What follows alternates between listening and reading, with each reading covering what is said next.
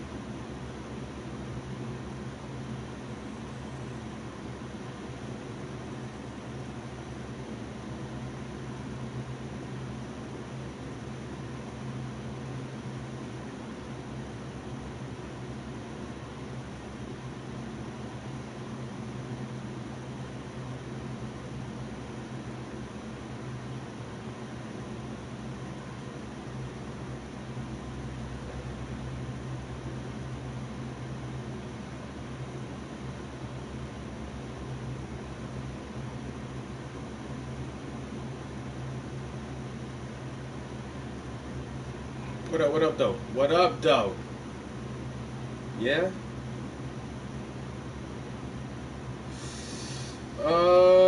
Just met a local artist. Well, not too local, but a PA artist. Um, Recently contacted me.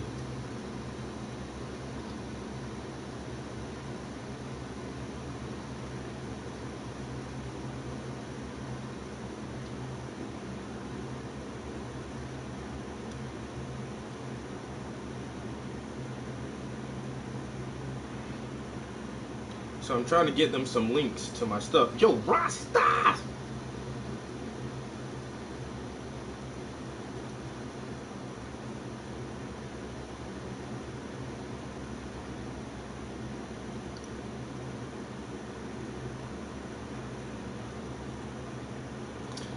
Blessings, blessings, bro.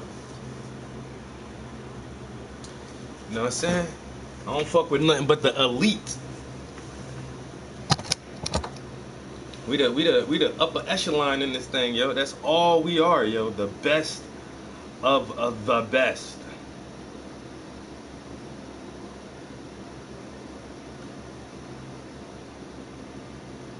And some people hate to admit that our little group is the best of the best. They can deny it all they want, but the proof is in the pudding. The facts still remain that art and education is the shit. There is no way around that. And these motherfuckers in China talking about the Black Plague came back. What the what? The who? Not the plague. We just got o- we just got coronavirus. Man, listen. Angry man. Yo, angry. I have not forgotten about you. So the next one we do with the chalkboard background, don't forget, man, you got to put something on that fucking canvas. You got to have a quote. And now the first one we put on there, oh, I took that one downstairs. The first one we did, it was a bunch of cool ass quotes. Loved all that shit. Everything we wrote on there was awesome as hell. This next one, you know, this is going to be geared more towards what's going on now. Black Lives Matter, George Floyd, riots, burning, protests. And so we're going to put a lot of phrases and a lot of quotes that deal with our current issues on this next piece. But you have to have something ready for that. I say, I don't care what you say. Whatever you want to say. Make it profound.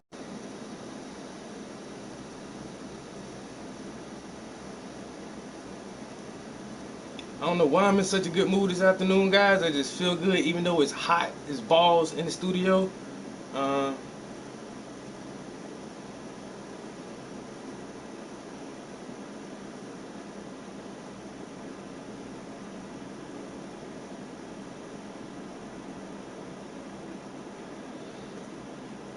Yeah, I listened to a little bit. I listened to a little bit of that Farrakhan speech. I gotta finish it. I'm not gonna lie.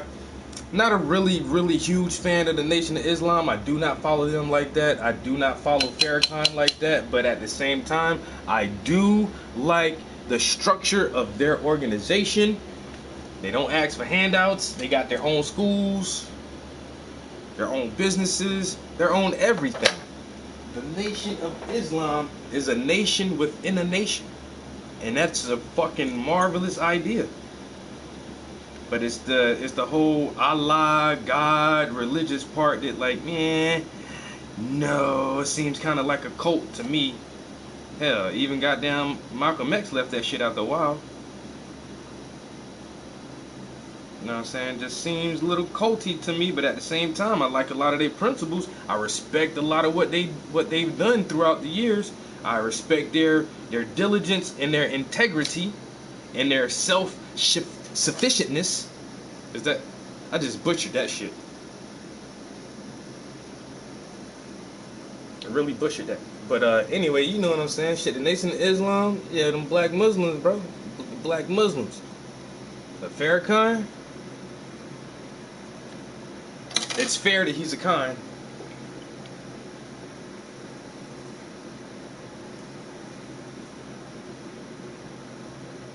What? Not off from work? Who let you get a day off?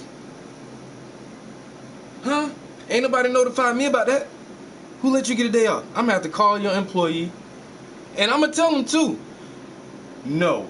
This motherfucker's playing games all day on his day off. Can you believe that? He should be studying the handbook and guidelines so that when he come back to work, he'll understand how to do his job better.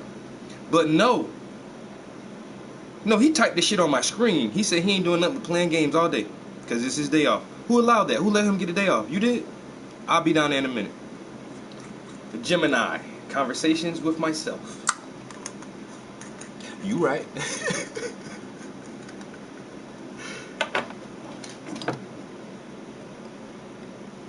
Oh, that's it. That's what I tell everybody.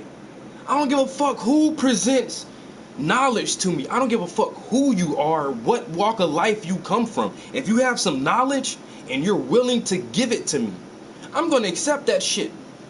You can be a Mormon or a black Muslim or a Catholic. I don't give a damn. That don't mean I got to follow your religions or your ideology, but I will definitely take your knowledge and your information. And thank you very much. Thank you very much. I will listen to anybody who has something of any significance to say. I gotta listen. You about to tell me some what? Huh? Let me sit back and listen to this. I agree. I agree. I agree. I don't agree with that. I agree. I definitely agree. I don't agree with that. I agree with that. And that's all you got to do. You ain't got to take everything.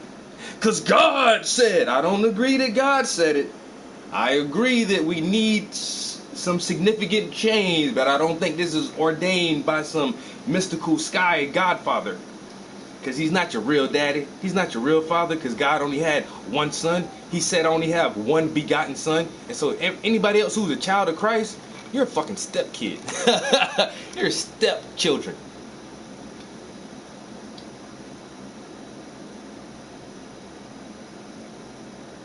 I'm around too many Mormons.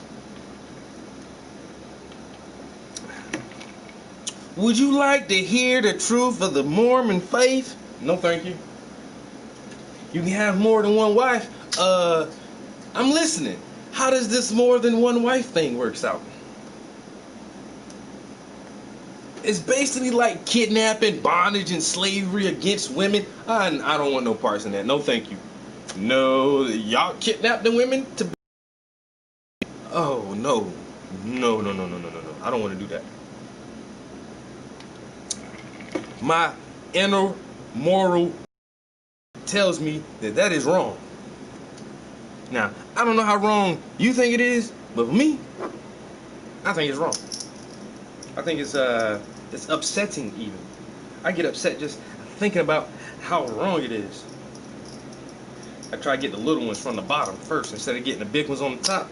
You know what I'm saying? I say the big ones on top for last. Anyway, so Farrakhan telling Africans don't take their drugs and their prescriptions and medications. China talking about, man, bubonic plague, the Black Death is back, and I never saw a murder hornet. Man, y'all just skipping over shit, man. Y'all, can we go back to the murder hornets and handle that first before we go to the bubonic plague?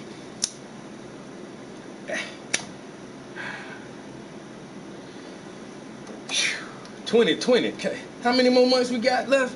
God damn, man. How come this year it's taking 5 years to get over with? Huh? We've been in 2020. It feels like 4-5 years already. It's been 2020. I just want 2021 to hurry up and come with a New Year's Eve and a New Year's Day. You know, I just feel like this might be that December 31st where the world really does end, and it's just like, yo, 2020, that was the last one. Peace out. And you know, just like poof, cosmic explosion or solar flares from the sun or a comic deep impact or some shit. Man, this shit ain't looking too good, man. I'm tired of this year so far. Like, this has not been, for me personally, this has been a great productive year. But on a larger scale, on a global scale, this shit is fucked, son. I'm tired.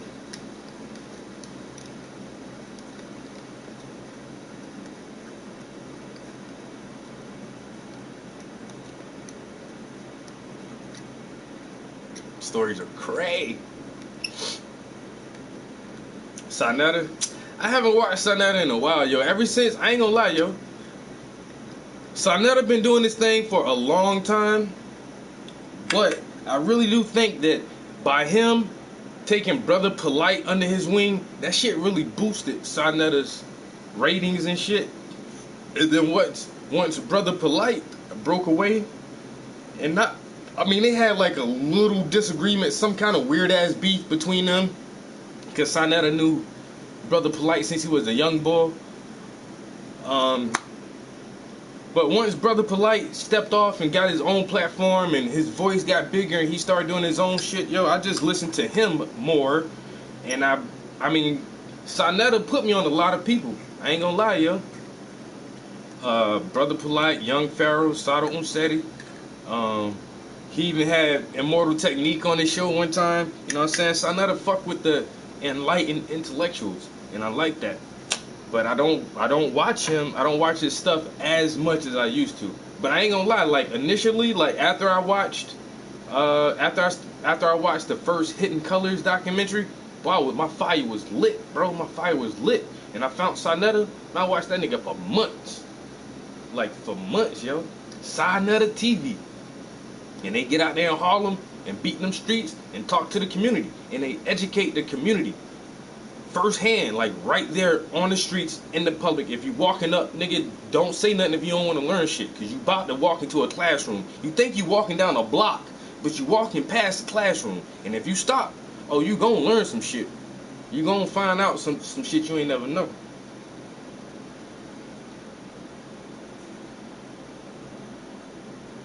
That light skinned guy, that's Sada Umseti.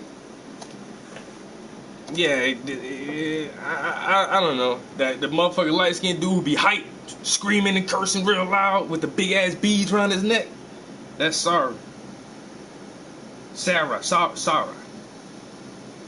Hassan Campbell. I don't. Might have to look him up. Hassan Campbell. I know Sarnetta done beef with a couple guys, you know what I'm saying? For one, I like I say, man, Sarnetta started, he has his own TV network, you know what I'm saying? He started, he's the old head behind this shit.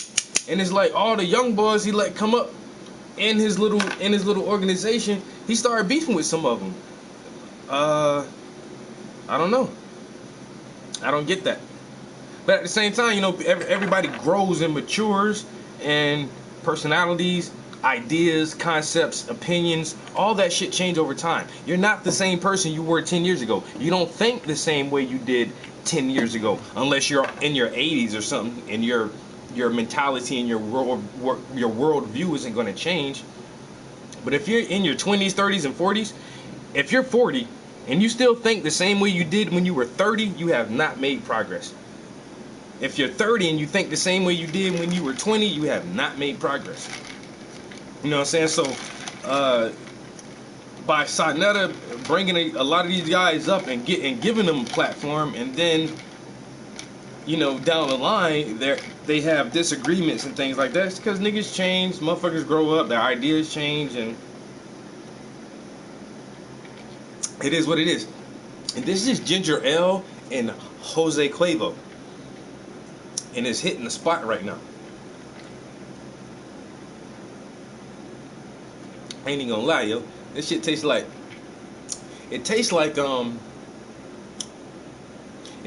ginger ale mixed with Jose Cuervo.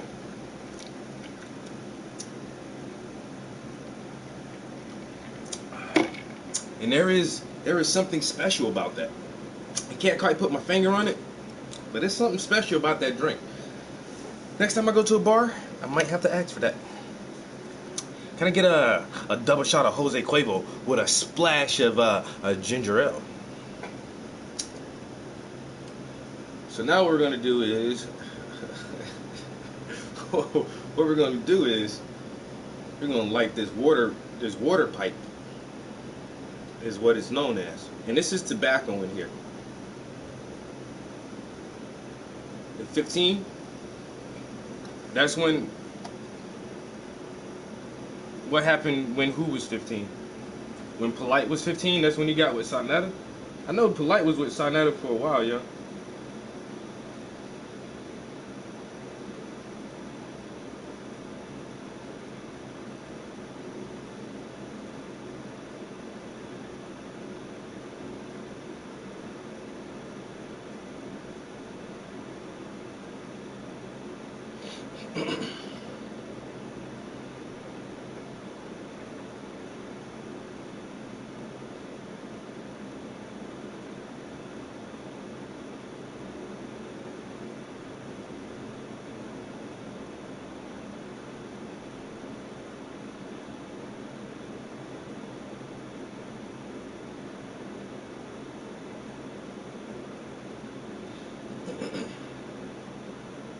Alright. Whoa, controller, you just falling down like all controllers matter or some shit. What the fuck is wrong with these people, yo? Like, all controllers matter. Don't you know only black controllers matter? And this is not a black controller, so it's not your time for the spotlight. Sit your ass down and shut the fuck up. Because right now, black controllers matter. Not all controllers. But he just want to flop around on the floor like this is his fucking show. It's not.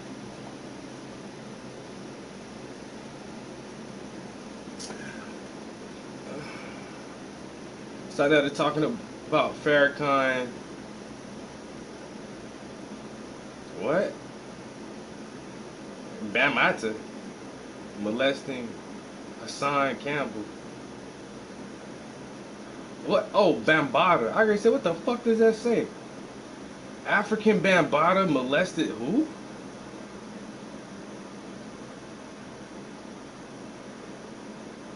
That's crazy.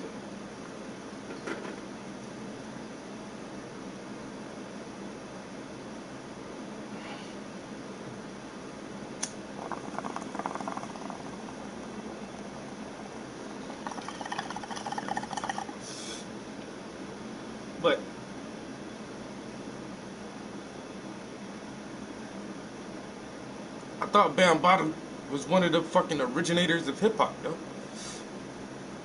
He's a pederast. I didn't know.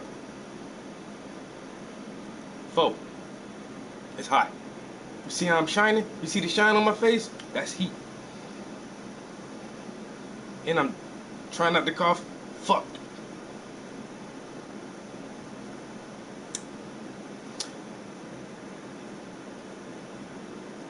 Nope. Almost got away without a cough. The weed too strong though, man.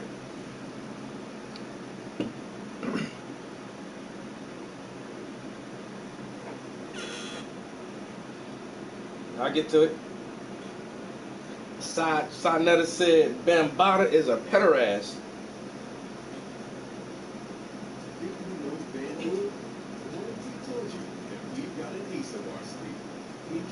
It's not about control. It's not like he wants to keep. He just doesn't want to die. You know what I'm saying? It's that situation. You got we all live in the war zone. I feel like I can represent my generation so much because I honestly didn't really never care for food. But now I cannot die. I can't leave until it's straight. You know, I'm not suicidal. I can't go until y'all really know what time it is. And then after that, boom, it's all over. Because you know. That shit do be the good shit, yo. That shit dropped 20 degrees, nigga. What? That rain came through like a blessing. Motherfuckers out there, motherfuckers bring some clouds, block that sun out for a couple hours, man. Too hot. In the summertime, motherfuckers be happy when it rain. Oh, thank you, God. Shit, it was 94 degrees. But 74, that's perfect weather, for me at least. Like 75 degrees. 75 degrees is perfect weather. If it's, no, maybe 5 degrees. Like 70 degrees, if it's 70 degrees out, you can have on a pair of pants or a pair of shorts. And you can wear like a thin long sleeve shirt or a short sleeve shirt. Like in 70 degree weather, you can wear almost any kind of outfit you want and not look silly. Like you won't look like, oh, why that nigga dress so hot, or why he dressed with shorts on. You know what I'm saying? But right that low to mid 70s, that's my comfort zone right there, bro. I love that shit, yo. I love that comfort zone. Motherfucking mid 70s, I'm good. I'm good. Like I say, you can throw some, if it's 70 degrees, you can throw some jeans on and a t-shirt, or you can throw some shorts on with some Timberland boots on. You know what I'm saying? Cause I dress like that sometimes. Yeah, that's how I do. I'm from the 90s. I wear shorts with boots, nigga. You know, throw them Timbs on with some cargo shorts, stomp it down the street like a soldier. But yeah, this right now, let me check my weather. It was hot today, bro. It was hot today. It's 90 degrees now. It was 93 earlier. It went up to 93 today. Yeah, so we all had the same weather, yo. 94, 93 degrees, yo. That's how hot it was today. Yeah, it was 93, and now it done drop a little bit. You know, the sun creep across the sky. We lost 3 degrees. That ain't enough though, cause I can't hardly take it in here, man. Breathing the air, that shit just seem heavy. Like, nigga, this shit almost like breathing water. I feel like I'm about to drown with all this hot ass humidity in the air. All this goddamn moisture. Shit. I'm done with it. But when that snow come, I'ma cry like hell for this weather. Summertime. Come take the snow away. Then sometimes you be crying about the goddamn heat, mad as hell. Fuck this hotness. That's why I gotta get somewhere like, I gotta travel more, man. I need a nice temperate climate. Whatever state has that best climate where you don't get 90 in the summertime, but you don't get, 20 below in the wintertime. And where the fuck do you live at for some shit like that? You gotta go to like Virginia, like the southern part of Virginia, or the northern part of North Carolina, to have like the perfect climate where it doesn't fucking snow every winter, but the heat isn't unbearable in the summertime. My sister moved to Florida. Like, you want to come down here for the summer? Fuck no. Fuck kind of dumbass question is that? I don't come to Florida for the summer. Bitch, y'all wintertime is 75 degrees. I ain't playing no goddamn 101 degrees. Talking about, let's go to the beach. I don't even like the beach like that. I'm about to be outside. I'm gonna get a tan. You gonna come to Florida? Yeah, I'll come.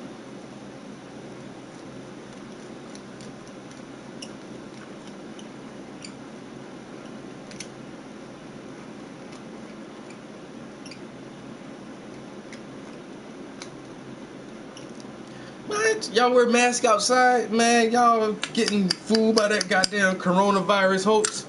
I tell y'all, man, hey, Ross, the one we just playing the damn video game, The Last of Us, I'm trying to tell you that's not what coronavirus is like. It's not like The Last of Us. The fucking, like I'm on a highway, motherfuckers on the highway doing 65, 70 miles an hour in a car by themselves with a mask on. Like, bitch, what are you doing? Take the fucking mask off. What's wrong with you? Coronavirus ain't gonna catch up with you in your car on the highway. Why you doing 80? You look stupid. And people walking down the street. You walking down the street by yourself. Nobody else is on the street with you. You got a mask on. What the fuck you think? Coronavirus is just in the air. Like, this shit is crazy how it got people thinking, yo. Motherfuckers is scared to death. The fear people feel from this shit. Like, oh my God, if I catch coronavirus. But y'all ain't get y'all flu shot last year. Flu, the same thing. You can die from the fucking flu. Oh, the coronavirus is more deadly. Whatever, man. I have yet to meet anybody who says, oh, I'm scared, nigga. I'm scared. I ain't playing around. I cover my nose and my mouth. I ain't gonna lie. Some people be wearing their masks like this. I don't play that shit. My shit go up here. I ain't gonna lie, nigga. I'm fearful. I'm fearful of the virus. Not me, bro.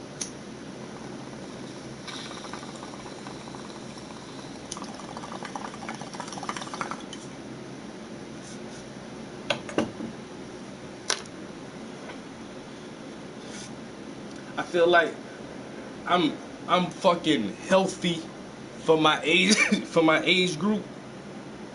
I eat well. I exercise. Wow. The weed is so strong. It is.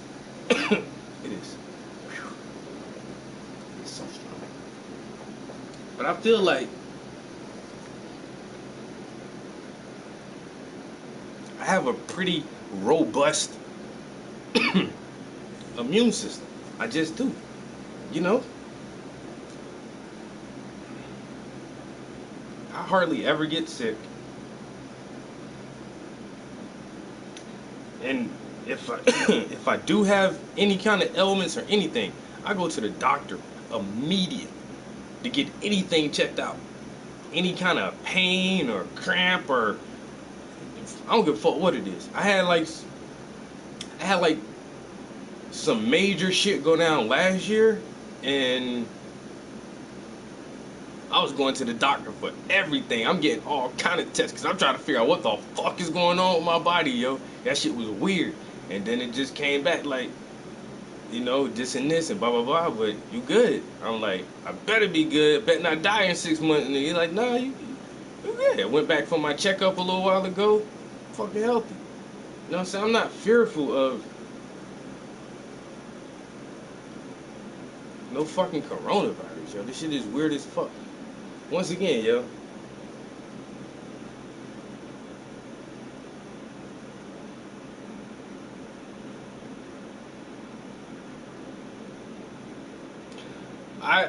I honestly think, look, is there some new coronavirus? Yes.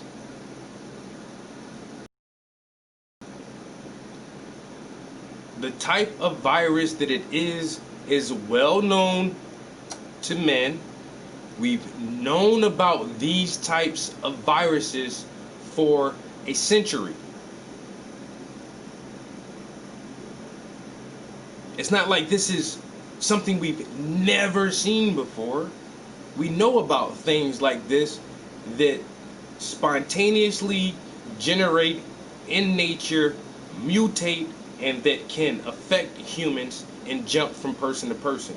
And that's, once again, just in my lifetime alone, it's been SARS, Zika, West Nile virus, H1N1, swine flu, Ebola. And all of these things are just like this coronavirus. Same fucking things, slightly different structure to the virus, all in the same family. They're all in the same family of viruses. The only thing that's so weird about the Ebola, about this COVID-19 is that the way the world governments are handling this thing, and they are handling it more in a political sense to diminish our freedoms, restrict our mobility, restructure our economic and workforce system, and I think this is part of a elite agenda to push their plans just a little bit further. What is the ultimate outcome? What is the ultimate advantage for the people who are manipulating this scenario right now? It's so hard to determine. But by generating this much fear globally, it gives them the ability to keep everybody distracted while they work whatever other kind of secretive, clandestine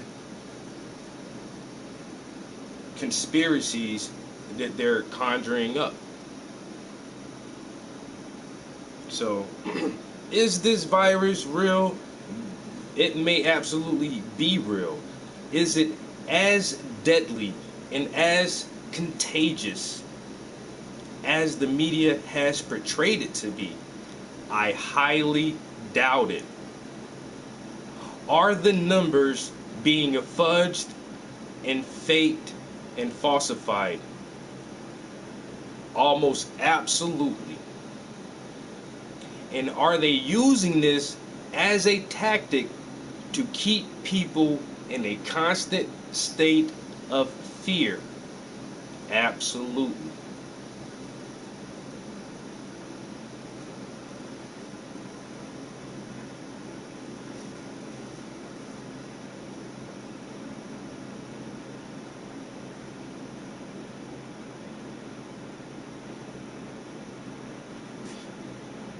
And this is another one. This is the next world-changing event.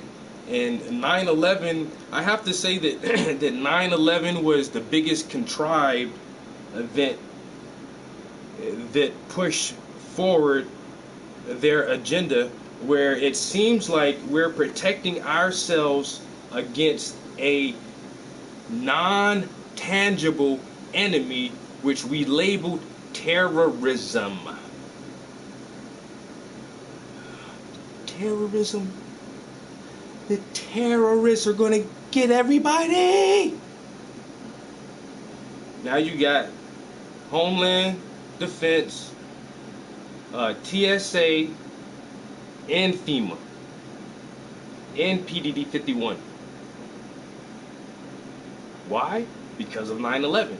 So you think they're protecting you, but they are writing down the ways they're going to take your freedoms from you. Now, do they implement all of these things as soon as they enact them into law? No. It's there and set on the shelf for when they want to use it. So when they pull out some fucking weird-ass martial law scenario and they do some crazy shit, and you be like, yo, who gives you the right to do that? Oh, well, we voted for that in the Patriot Act after 9/11.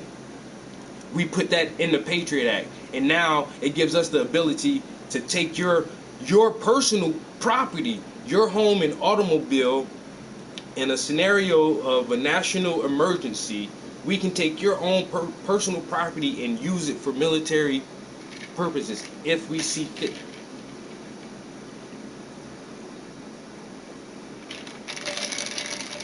Every 20 years since the inception of this nation, war has never stopped, bro. It has never stopped. America's only been here roughly 300 years, and we get into war every 20 fucking years. It's stupid. And so now, this whole thing, and like I say, y'all know we've been on this since day one, since the fucking first weeks in January. We were on this shit, yo. And the more and more I listen, because in the beginning, in the beginning when people were like rushing out, motherfucking, wiping the shelves off and everything, they were trying to say, stop that. What are you doing? That's nonsense. There's no reason for you to do this. Why is everyone buying up all these masks? All the N95 masks is flying off the shelves. You can't get them on Amazon. You can't find them at Lowe's. And they were saying, stop doing that. It's ridiculous. These masks are not going to help you. If it is some deadly virus, it's not going to help you. And the people who should be wearing these masks are medical personnel who are in the hot zones, who are making direct contact with individuals who have been positively tested for this new virus, and everyone else who's fucking doing all this weird shit, just bulk buying shit. They're like, stop doing that. It's ridiculous. And then a month later, mandatory mask. Well, y'all just told us it was ridiculous. What has changed? What has changed in the past month or two, where wearing a mask went from being ridiculous to being mandatory? So now you're mandating me to act in a ridiculous manner against a virus that the government preached to the fucking nation for 2 months on how to wash your hands, because that helps kills the virus. You mean shit people should do every day? Like, if you're in public, don't stand right up on a stranger's neck and breathe down his fucking neck like, oh, what time is it, sir? Don't cough don't sneeze in public and shit like that. If you're in a public area and you're touching knobs and shit like that, wash your hands. I mean, the shit that everybody should always do, and they said that's going to help combat the virus.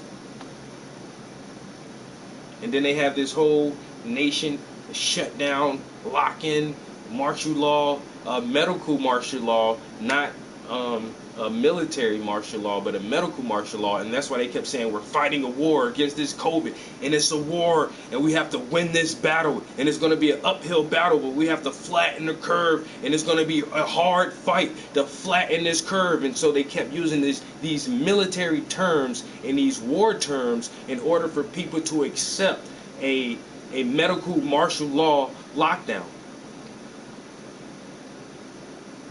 While the big wigs and major corporations sold off all the stock that they deemed unworthy, then motherfuckers started buying up all this other stock and shit, just basically like what motherfucking the Rothschilds did to bankroll fucking England, and what Morgan and all these other motherfuckers did during the Great Depression. And when motherfuckers was selling stocks for dollars and then buying that shit back up. Come on, man, get the fuck out of here. Y'all can't tell me this shit ain't something weird to that shit. And everybody just worried about the virus. And even in the earlier days when I thought the virus was like, oh my God, this shit is gonna kill everybody. And then you just like, wait a minute. The political, economic, and social blowback is gonna be way more detrimental than the actual contaminant itself and the death toll behind this virus. Like, the deaths aren't going to affect everybody. This shit isn't going to wipe out the human population. But somehow they've managed to use this scenario to affect damn near everyone globally on at least a fucking economic level. And that shit is crazy. Because somebody making bank off of this shit. You can't tell me that somebody's not banking billions of dollars some type of way through this whole fucking scenario.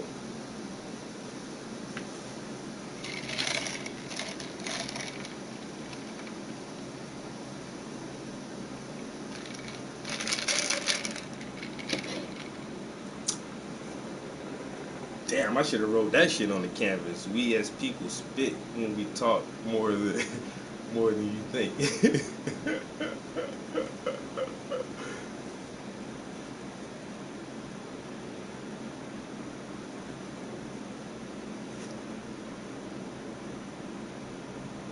Yeah.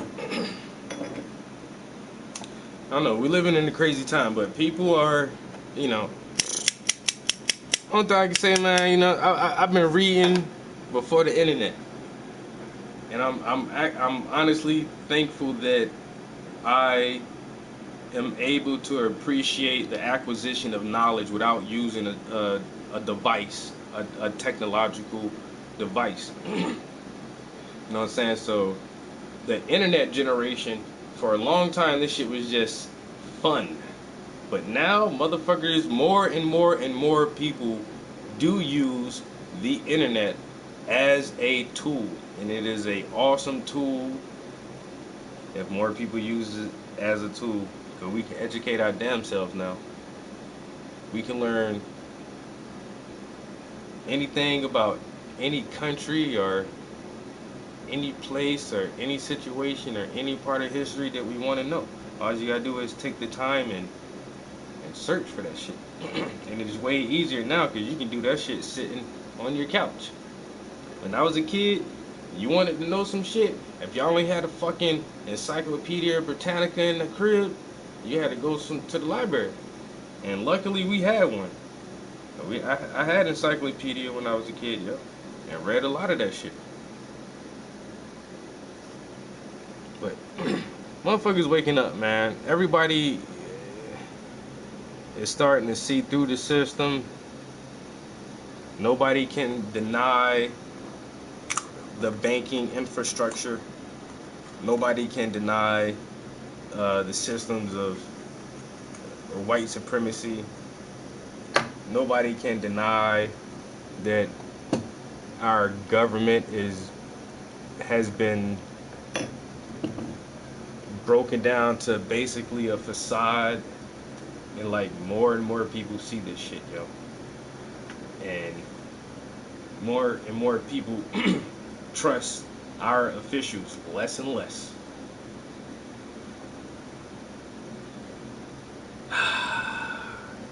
That's the thing, for people growing up in that shit, it is normal. For anybody born after 2001, that shit is normal to them. You know what I'm saying? It's the new normal. You just have to know the time before. And that's how they set shit in stone so hard and beat this shit, this fear, and beat their agenda into a sublimity. So the next generations to think that shit is just like, that's how it always been. Wasn't always like that. And now they got this real ID shit coming out where you can no longer use your state ID to travel on a plane intercontinentally.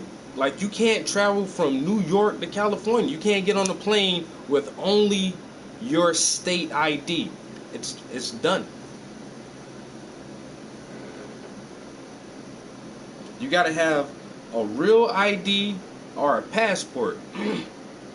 And now they're not only restricting your travel, they're also restricting your entry into any federal building, period. Any federal building, Period. If you don't have your second form of real identification or a passport, you are not able to enter this courthouse.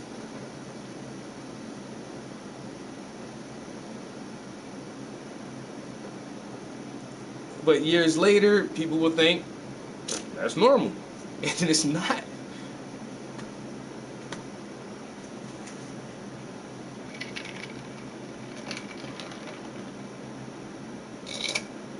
For me, life won't never be the same, yo. And shit just like, I just see everything just eroding more and more. Motherfuckers think shit be getting better and better. And it ain't. We gonna live in this motherfucking high-tech, open range, technological digital prison where you are tracked, scanned, and traced every fucking moment of your existence, bro. Every fucking moment of your existence. Someone will know exactly what you're doing it and how long it took you to do it. It's gonna be like some fucking weird ass 1984 goddamn Minority Report type shit, bro. This shit is looking weird, man.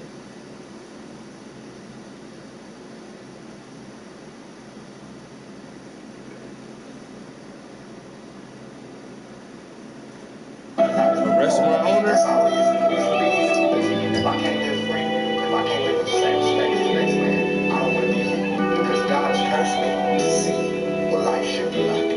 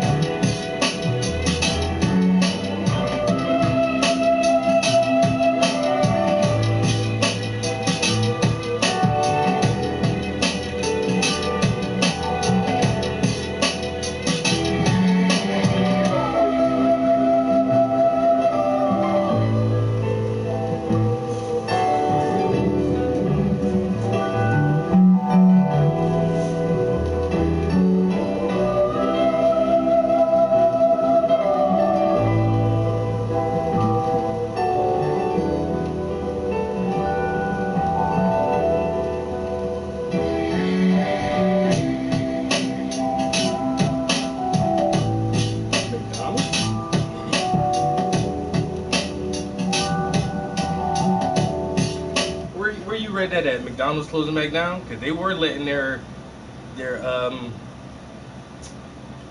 lobbies be open for, you know, just coming there to order food and leave back out. You can't dine in. But our local McDonald's says it says drive-through and takeout. But you know, I don't eat McDonald's because it ain't meat. I like beef. I don't like whatever rubbery, gooey patty substance they be having. And they fries. I don't know why people love McDonald's fries so bad. Yo. I don't get that shit, man. I don't get that shit. If I'm on a long ass road trip and I'm starving and I got to eat something, man, I might try to find like a Taco Bell maybe, or I don't even know. I'd rather just find a sit down restaurant. You know, a Ruby Tuesdays or somebody got a. If you want a burger, you can go get a burger, man. I don't see how McDonald's stay in business so long, man. That shit. I'm a salad man. He said, "Let me get the grilled chicken Caesar. It's extra cheese, Parmesan." Well, we can say grilled chicken Caesar, bitch. All day. Where my croutons? I asked for 2 packs of croutons. There's clearly only 1 pack of croutons in my bag. Can I speak to the manager, please? I mean, how hard is it? Yes, that's all I'm saying, sir. I told the young man twice. I said, can I get 2 pack of croutons? He said, excuse me? I said, can I get 2 pack of croutons? He said, okay. And look in my bag, sir. How many packs of croutons do you see? Like, that's what I'm saying, man. See? Gemini. Conversations with myself.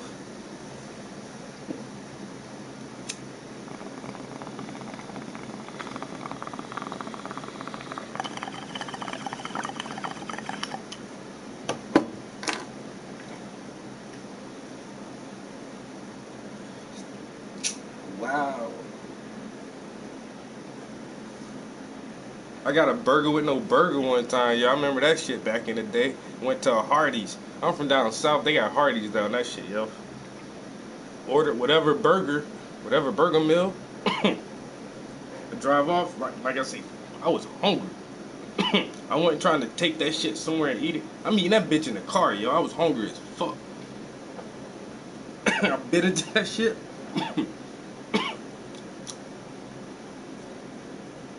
That shit is everything except the burger. I'm talking about the mayonnaise, the ketchup, the mustard, the lettuce, the cheese, all that shit. No patty. I'm like, really? Who the fuck does that?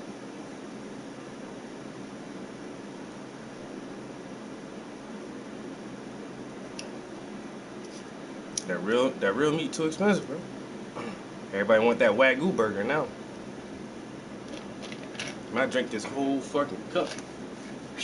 And I'm still thirsty. But that was a fucking soda. I should have just drank a water, but that's the only thing with those fucking soft drinks, yo. That shit don't like quench my thirst. It's tasty, but I still feel thirsty after I drink a fucking soda. But then if I keep drinking, I just went to the bathroom, I'll be pissing for like the next 2 hours. I gotta have a water soon. Alright guys, so I ain't really stream. It's so strong. I ain't really stream this weekend because when I stream, I got a habit of talking to you guys because I love y'all motherfuckers. And I be in the studio for 2 hours, but I only paint for like 45 minutes. So, boozy. But this weekend, I hit them brushes hard. Got a lot done. Still not as much as I wanted to get done because I was playing the fucking game. But I got a lot done though. And so, if y'all don't see me for a couple days, just know I'm in here working. I just need to focus sometimes. I need some extra focus.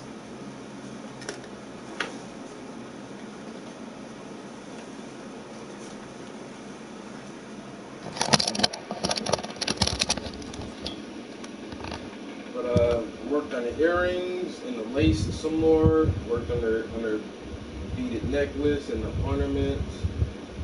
Added some more highlights to the rings. Started adding the second layer over the decorative pattern on her dress, as well as adding some highlights to the dress itself. So I'm kind of doing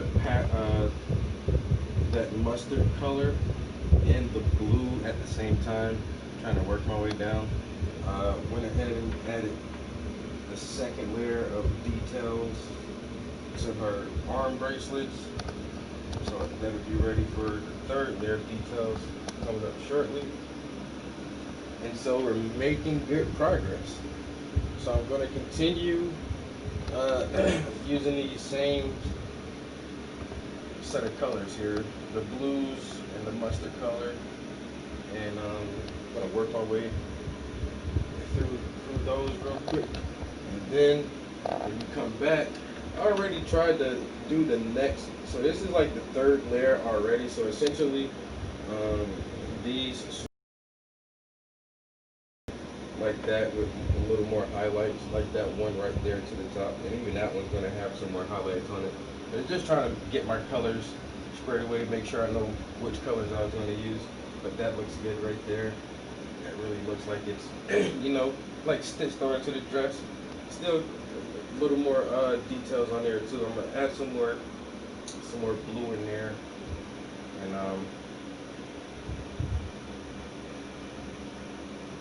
I keep asking myself that too, bro, and I don't think so, because honestly, it's smaller, so I have to use a smaller brush more often, and it's harder to get more details in. See what I'm saying?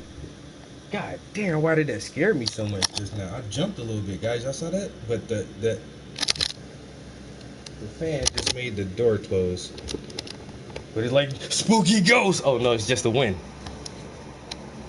Now look, door, you're gonna stay open, or you're gonna stay fucking closed, man. Try to keep it open, cause that window is open. You get like a little crossway breeze, cause it's hella hot up here, man. Y'all don't, man. I'm trying to tell you, but and you know what? Twice, damn, boy, you asked a good ass question. Yo, twice, I almost took this motherfucker downstairs and put it next to the first one. I keep telling her I don't know why I don't want to do it until it's finished though. But the first one, it's hanging in my living room, and it's next to my fucking TV, bro. I look at that bitch all the time. Look at that shit like I walk by that shit all the time, yo. That shit is beautiful, but I don't want to put it side by side until this one is done. I think if I do put it side by side, I may try to emulate the first. You see what I'm saying? I'll already be able to see the differences, but this one, it's not even finished though. But the face, I think the face is done. I don't even know if I'm gonna touch the face anymore. But it's like I don't know. I just feel weird right now, like, because I've never had two paintings that I've done in the house at the same time. This is some new shit for me right here. Like I've only painted two other paintings twice, and I did that because they were gone, and I still had the photographs. But I was never able to have those first two paintings directly side by side with the original ones, and so I don't know. I just don't. It's this artist thing. I don't know, dude. I don't. It's just some weird shit, bro. That's a good ass question, though. I don't think it's. I think the first one is nicer because it's larger, and I was able to put more precise details into it. Now I'm not slacking on this piece at all. I'm not. I'm trying to get this piece as detailed as the photograph, not as detailed as the first painting, because I'm not using that painting as a reference. I'm using the photo as a reference. So I want this piece to look like that photo. Now, if I'm satisfied with this piece looking like the photograph,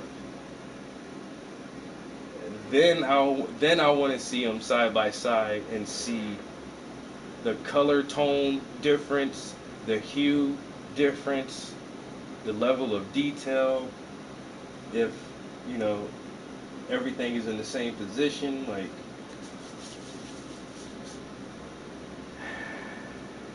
yeah, I ain't wanna like, well, which one's the best?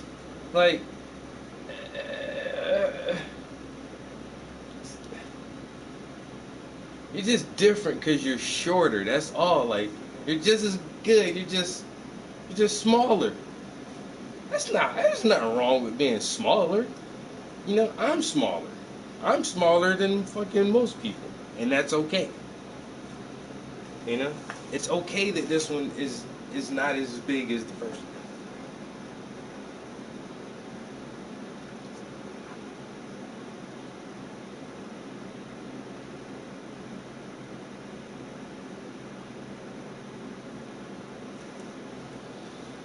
All right, now we gotta pay. So what were we gonna listen to? So what now? Listen to the Farrakhan. That y'all want to listen to that? Who listened to the whole Farrakhan speech? I did not. I listened to like maybe a 2 minute excerpt, maybe not even a whole 2 minutes. I think probably like somebody had a clip on YouTube that was like on their IGTV, however long those shit, like a minute and something. And then they had like the picture of like that shit was like the cover of a movie or something. But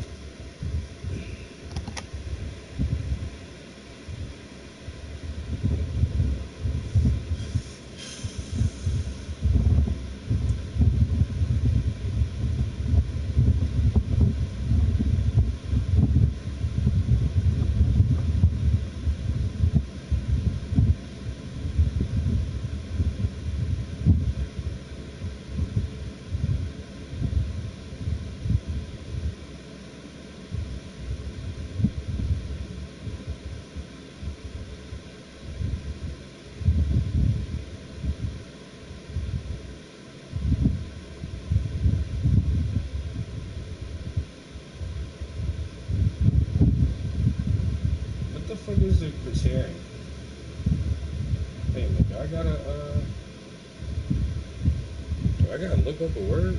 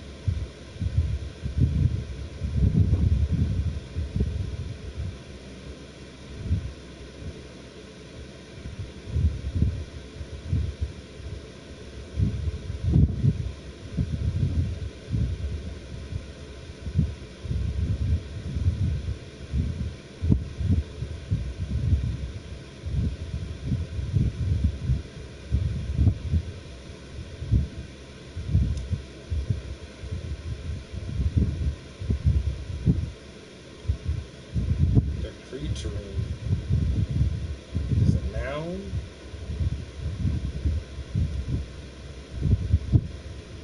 Criterion. Criterion? That's what I said first time. Criterion. A principle or standard by which something may be judged or decided.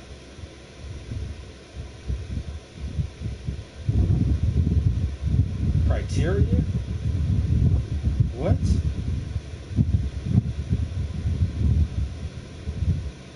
Wait a minute.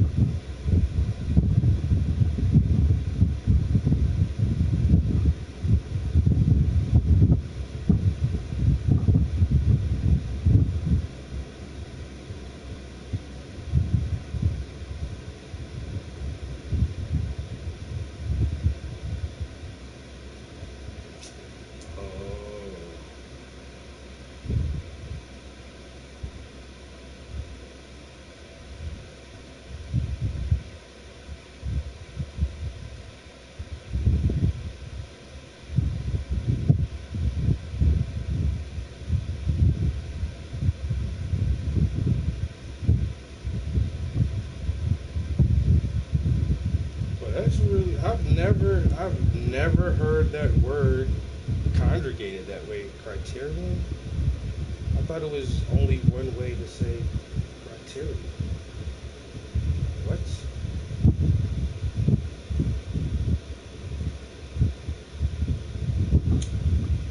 Okay, just like that.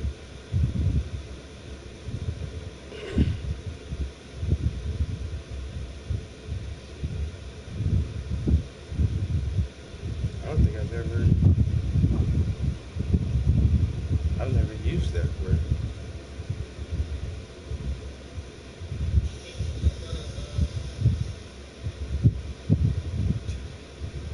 Not like that.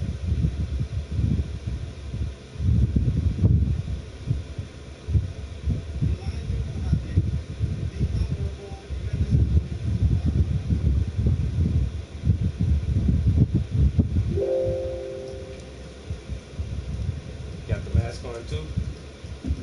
Everybody's scared. Even Farrakhan said God can't save him. Allah can't save him from coronavirus. You better wear that mask.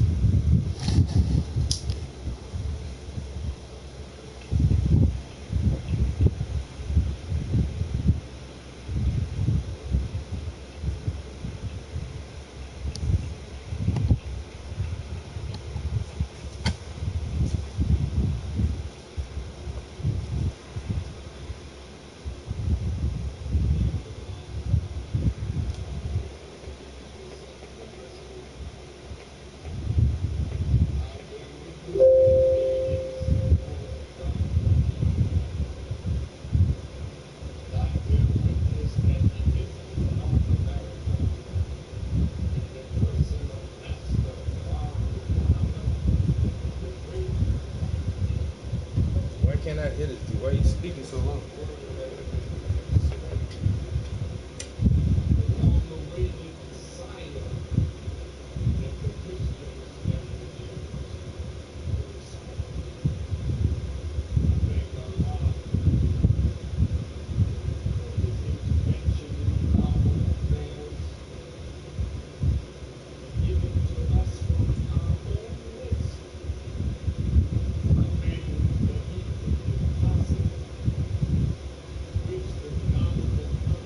And so the burden is now being, they are alive because their death is a gift. I'm very grateful and thankful to Allah for this privilege to address the entire world of human beings with a message from on high. What?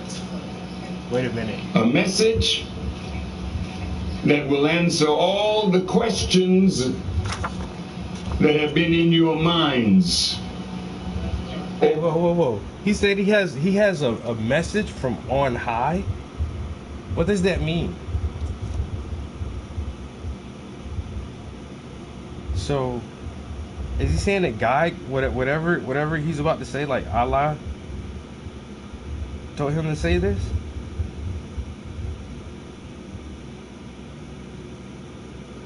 This is about to be, I don't know, I watched one little snippet of this shit, and it wasn't him saying that part.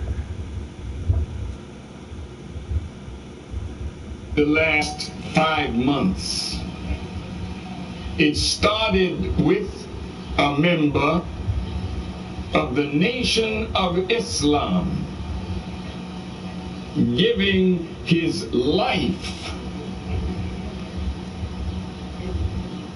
to the coronavirus for a reason. I was very, very troubled by the passing of our brother Abdul Hafiz Muhammad, and his passing affected me like no other. It affected me like that because God wanted me to stop and think,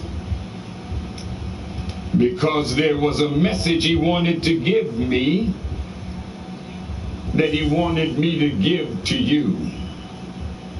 Therefore, I could not get embroiled in the emotional side of our loss, though I was terribly emotionally struck by his passing. But as I mentioned in my message to readers of the Final Call, that I had to take this death up to where it belonged, to Almighty God, Allah. What? And I asked him why. What are you saying? Why did he take this great brother of ours, the regional minister of the Nation of Islam on the East Coast? Why now? Why in this manner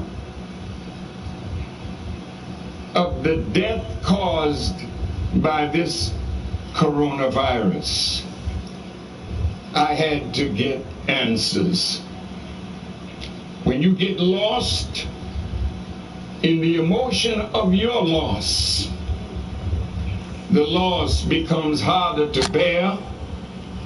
But when you recognize, and we recognize, that there's only one life giver, and when we recognize that this precious life that each of us have at this moment is a gift to us and to others from Allah, and He, being our sovereign Lord, has the right to call us in or to use our lives as He pleases without asking our permission. But as Muslims, we say it in our daily prayers. Surely my prayer, my sacrifice, my life and my death is all for Allah, the Lord of the worlds. During Ramadan, in the early morning reading of the Quran, I began to get some of the answers to the questions that I was asking of Allah. And all of you that are watching your brother, from wherever you may be watching, there are many questions that you had in your mind over this virus, and over the loss of life, and over the lives that were lost, and over the pain and hurt and hardship of those who lost their loved ones without even being able to say farewell and goodbye, and not even to touch your loved one. That was very painful. But I want you to know that the life that you lost was not in vain. Abdul Hafiz Muhammad's life lost to the coronavirus is not in vain. He is considered in Islam a martyr. Those who die in the way of Allah, the Quran says, don't speak of them as dead. They are alive because their death was in the cause of God.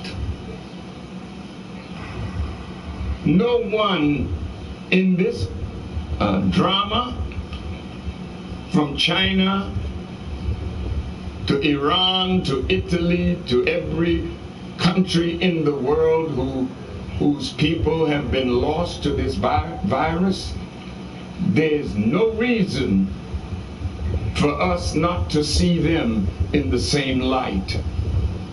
They are martyrs. You may ask, how do they become martyrs? Allah says in the Quran, the ink of a scholar's pen is more valuable in the sight of Allah than the blood of a martyr. Because the scholar can write words of wisdom to make the devil smaller and smaller. But nothing is more powerful than when you offer your life to God in His cause. And so I see my brother as a martyr. I see all of those who have died in this corona violence to us as martyrs, be they men, women, or children, be they white or black, and colors in between, be they Jews, Christians, Muslims, agnostics, Atheists? be they gay, be Wow. they straight, whatever You don't get you're an atheist no doing with play, your huh? life, That's what's now that death has claimed you with this virus, your life and your death has been raised, and you are considered martyrs by the Prophet Muhammad, peace be upon him. I did not know that Prophet Muhammad had said that when people die in a plague, they are martyrs. When they die in fire, they're martyrs. When a woman dies giving birth to new life, she's a martyr.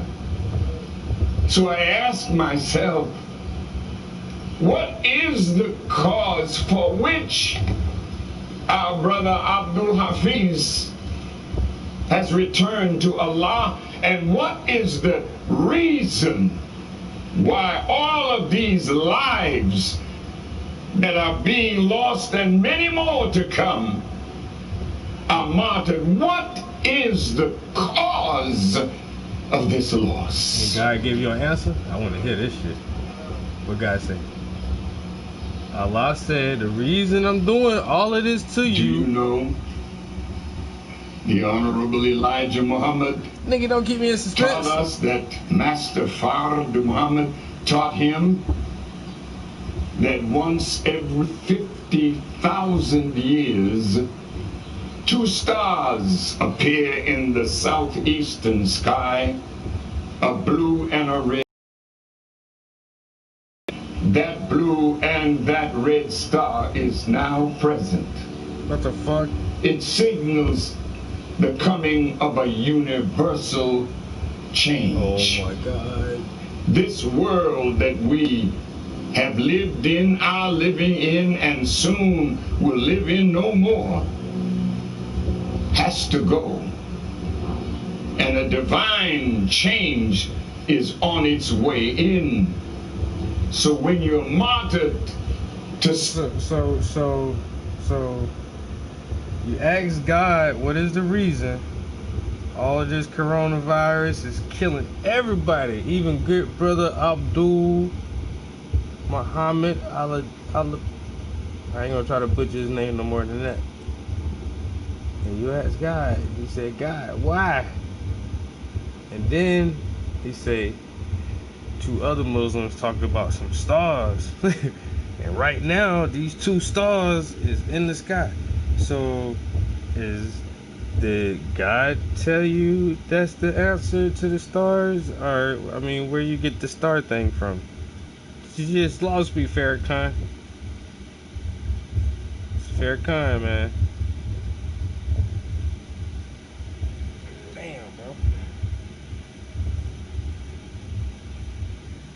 no world out, your life is lost to bring in a universal change of worlds. Now, the Honorable Elijah Muhammad taught us that 30% of the righteous 8,400 years ago, 30% of the population was dissatisfied. And whenever you have dissatisfaction, it produces a leader that brings about a change. The dissatisfaction on our earth today is 100%. Everywhere you walk, everywhere you look, the people are dissatisfied. So when you have 100% dissatisfaction, then there must be 100% change. So those who are a part of this world, if you bow down and become a part of what God makes new, this is the end of your time to rule, the end of your time of leadership, the end of your time of life on this planet that was made by Allah for the righteous. There's a burden that the earth is carrying that the earth must be relieved of. And what is that burden? Everything that is on the earth came out from the earth, so the earth is not burdened by what comes out from it, but the earth is burdened by the wicked living on a planet that was made for the righteous. And so the burden is now being shaken. The burden feels something coming because they're being overthrown. You can't live in a world made by God on the basis of truth, living your life on the basis of a lie. So today, in this garden, in this place, at this time, is a message that God wants me to deliver. This the part I want to hear. Did you know? Oh my God! Don't sidetrack again, that bro. Master Fard Muhammad made his appearance Fard in North Muhammad America taught Elijah Muhammad, and Elijah Muhammad taught Farrakhan. Why did the great Mahdi leave Mecca, his birthplace, and come alone to North America by himself? Why? Why would he come while America was celebrating their independence? He came to offer the ex-slave our independence from them. So he came on the 4th, so we don't have to celebrate the folly of firecrackers and foolishness, celebrating the so-called wisdom of the founding fathers of this republic, because they were great men, great white men, with not enough heart write a Declaration of Independence that truly represented the population of the United States of America today. So the 6 European countries that form the basis of what you call America, made America a place of refuge, not for all the people, but for some of the people. So this has never been a country of the people, by the people, or for the people. This is a country that never was made with a woman in mind. Therefore, they had to suffer years before they could even earn the right to vote. This country was not made for the slave, because they only fashioned us as 3/5 of a human being. This country was not made for poor people. It was made for white people of privilege, white people of scholarship, white people who felt that they are the masters of God's earth and that they deserve privilege, but no lesser being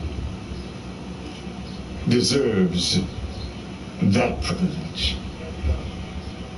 How did we become lesser beings? When Master Fard Muhammad came among us, he came in the time of your celebration of a great event in the history of a nation that is now unraveling. He set before the world on that day a man. And he, Master Fard Muhammad, sets before the world on this day a man whom he has made. The two of them have made him. I found it in the Quran just a few hours ago. And though I had read it many, many times, Allah decided to place a ruler in the earth. And the angel said, "What will you produce except that which will create mischief and cause the shedding of blood?" And the wise God said, "I know what you know not." And so a world came into being, a world opposite the way and the life and the will of God, though it was permitted by God. It was only permitted to exist for a short time. So I read also, it's in the Quran many times, but this time when I read it, it said that Allah created a man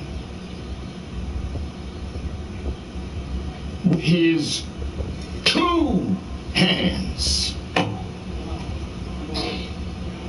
I never read it and understood it before, but it was like he was telling me, like he said before, there'll be two of us backing you up, brother.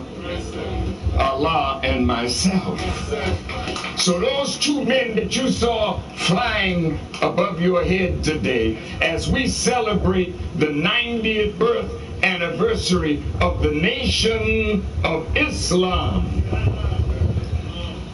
and you saw Master Fard Muhammad and the Honorable Elijah Muhammad as the founders of this nation. Two hands that made the man that's standing in front of you today. Two minds fashioned his mind. Two minds fashioned his heart. So when it comes to the definition of discrimination, the definition of a standard by which God measures, a criterion. That's what you saw in all the ads, a criterion. I thought it was criteria. I am not a braggadocious, arrogant human being.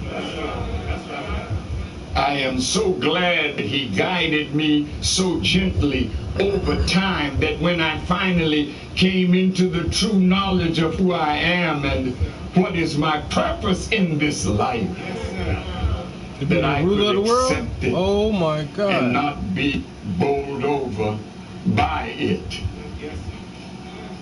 He's presenting me to you, to the world today, As your new leader. as the man that the two of them made. That is to set down the leaders of this world and to make Satan fully known, that you may fall away from Satan. So when I call your name or call your function, know that God has set before you a master of your function. Oh shit, he about to curse somebody? Oh, He said, when I made him complete he gonna call names? and breathed into him of my spirit, fall down and make obeisance to him. And the angels did fall down, but there's always a group that think they're better, so they're driven away from the face of God, because this is a time when you hear God's voice and recognize God's voice, you have a responsibility to act on what that voice is telling you from God. Now, you may not believe that God would choose a man to grow right up among you that becomes the master of the prophets. You might not want to believe that, but it is a fact. Because no prophet can even be considered a prophet until that which he prophesied is fulfilled. And it is the fulfiller of the predictions of the prophet that seals them as prophets of God. So my work is to seal that all the prophets did not lie. A man was to come. He would be like David.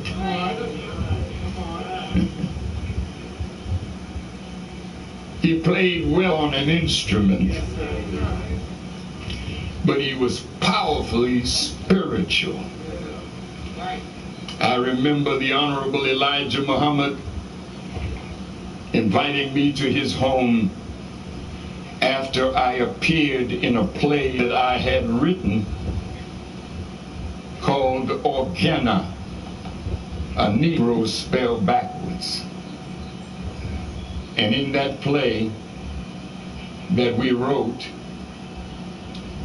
I acted, I sang, I danced, I played my violin, and the Honorable Elijah Muhammad sent for me. When he sends for you, you either done something right or you're in deep trouble. I didn't know what to expect that morning, so I met my teacher at the blessed 4847 South Woodlawn Avenue. He took me into the living room and he said, "Brother, I was in the audience last night and I saw your performance. You're very good at what you do, but your greatest gift is in the spiritual He said, would you give all of that up for me? I said quickly, yes, sir. As if he might have been surprised that I answered so quickly, he said, you mean that you'll give all of that up for me? And I said it again, yes, sir. And that was the end of my musical journey, but the beginning of a spiritual journey that makes me the man that I am today. You can take it or leave it alone. Thomas Jefferson wrote beautiful words, but his heart was not there to fulfill it. You can't say that you believe that all men are created equal and are endowed by their Creator with certain unalienable rights, that of these is life or liberty and the pursuit of happiness. You can't say that and hold another nation enslaved. So you were talking for them.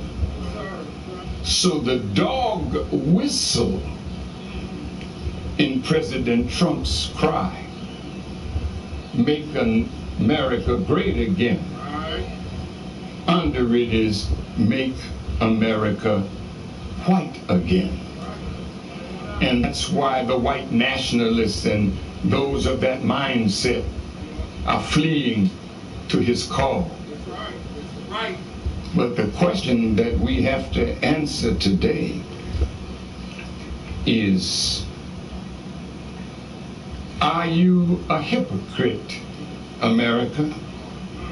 Because if you did not mean for the black, the brown, the red, and even the poor white to enjoy the full rights of citizenship, then why call us what we are not?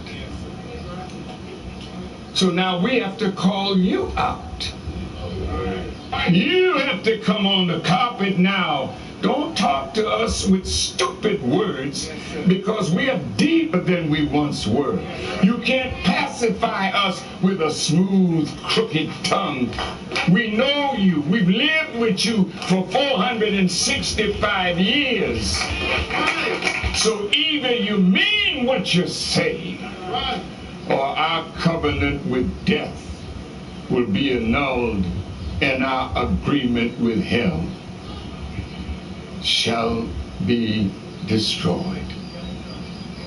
So now, the Savior What the hell did that offered his mean? presence What the fuck to the did that mean? Constitution when he came on. You have to come on the carpet now. Don't talk to us with stupid words, because we are deeper than we once were. You can't pacify us with a smooth, crooked tongue. We know you. We've lived with you for 465 years.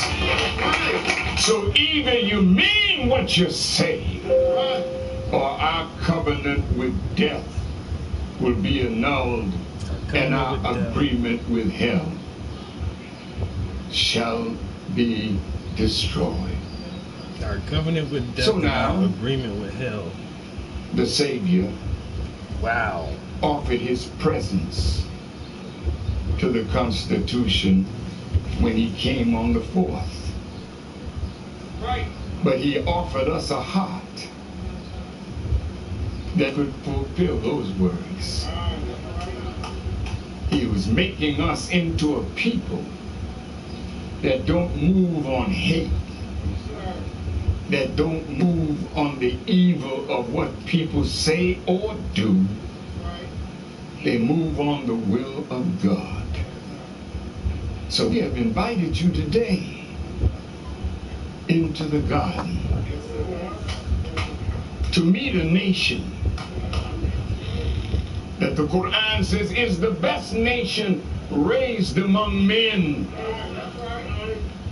For we enjoin good and we forbid evil. I walked to this podium on a white carpet.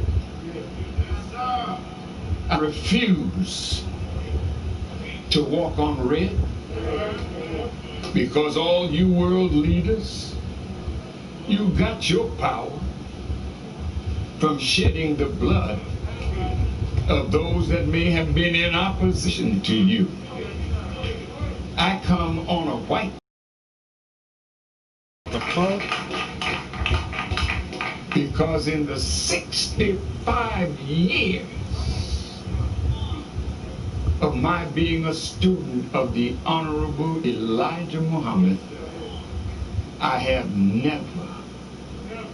never shed the blood of another human being to get where I am today. Oh, but you have shed the blood of somebody, though.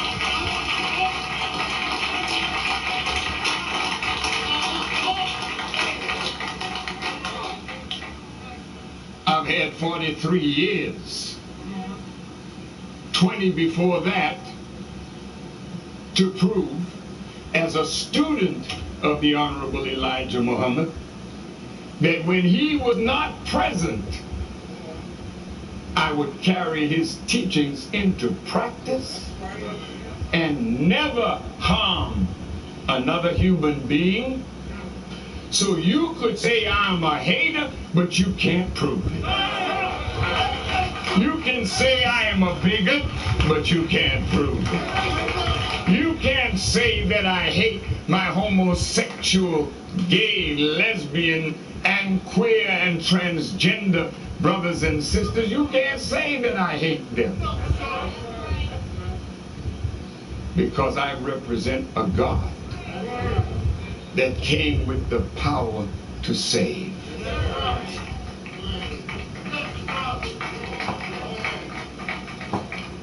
Now, to get into my work today,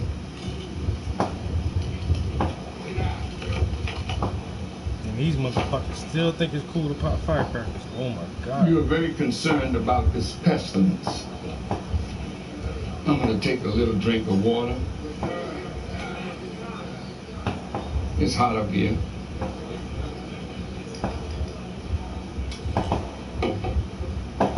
Might get hot where you are from the words you're about to hear. This is a very difficult part because all of us have witnessed the effect of this coronavirus. China says it was the U.S. Army that dropped it in China, and America says Wuhan, China produced this virus, and they could have told us what they were doing. Mr. Trump and all your scientists, why don't you put your mask on and sit down for a minute while one of the ex-slaves whom God has awakened gives you guidance on what you seek. I want to tell you right up front, you will not conquer this virus because it didn't come from Wuhan. It did not come from Fort Detrick in Maryland. Because if you had made it, you would know how to handle what you made. But you don't know this virus. It's new, it's different. It mutates and goes in different directions with a different strain of itself. You're running trying to get a vaccine like you're really interested in saving the world from this virus. I'll get to your vaccine in a minute.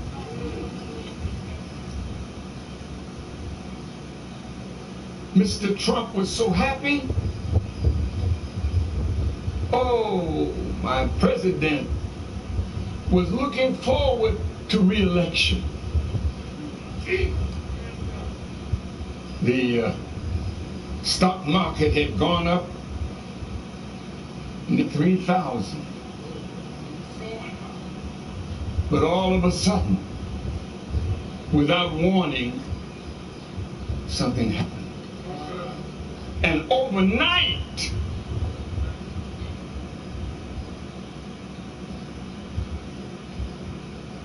the countries were being shut down. Think about it. God never takes a people when they're sad.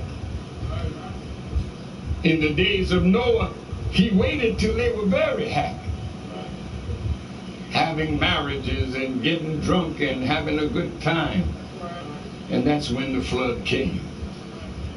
Be careful of your happiness, because in the hour that he was rejoicing, knowing that as long as that stock market was there and the economics of the country seemed favorable, he knew that he would be reelected.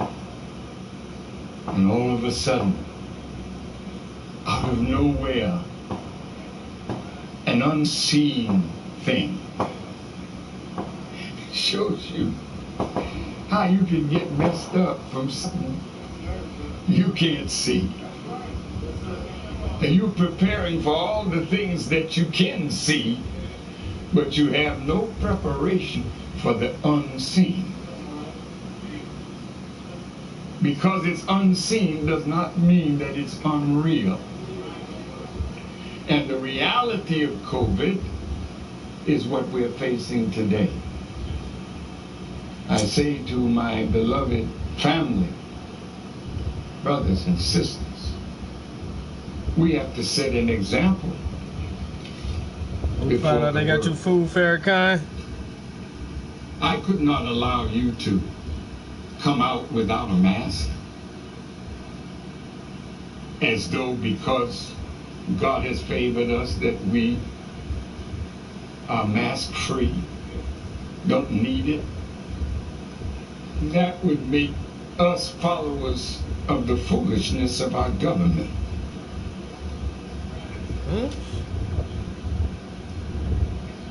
So don't you take your mask off while you're on this property. Relieve yourself for a minute, take a few deep breaths, put it back on. But you will not talk to each other as though you're in a safe environment, because you're in the garden. What the hell? A man named Jesus was in a garden. And while he was in the garden, if you remember the movie, The Passion of the Christ, darkness surrounded the beauty of the garden because Satan was watching Jesus. They wanted to get him. They wanted to attack him. But they had to wait for the right moment, the right time. So in the garden, even though it's bright, it's beautiful, it's so beautiful. And the believers decorated it with such joy.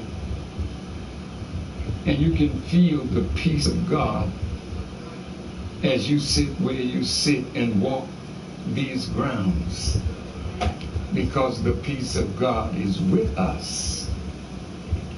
But while we are here, the plotters are plotting right now, and they intend to do me and you harm. But here's what I need to say to you that have Bibles at home and Holy Qurans. I'm going to quote something from the book of Isaiah, the 26th chapter, the 20th and 21st verses. You can write it down. Naturally, you didn't bring your Bible into the garden, but if you brought a pen, I'm going to give you some exegesis by God's grace on these words that many have read but didn't quite understand. Isaiah says, "Come, my people, enter thou into thy chambers and shut thy doors about." I didn't think he was gonna preach, bro. Starting to lose interest, Farrakhan.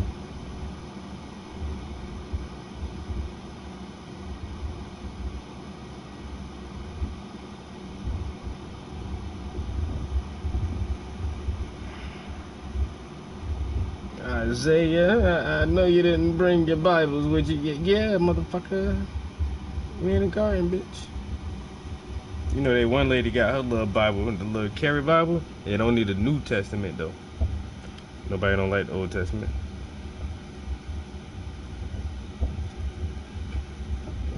I keep my Bible in my purse. The Lord is always with me. He's always with you?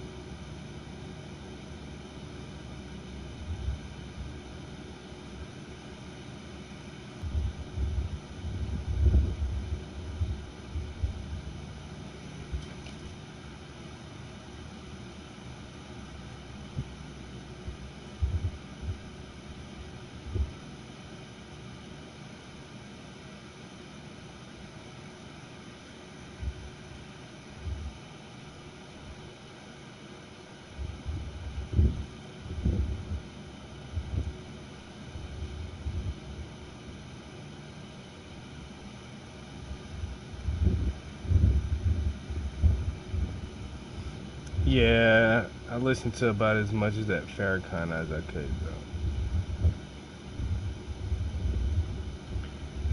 Kind of lost me after a while, you know? It's not a bad thing. I get it. He just, he's Farrakhan. He's you know, he's black Muslims. The nation.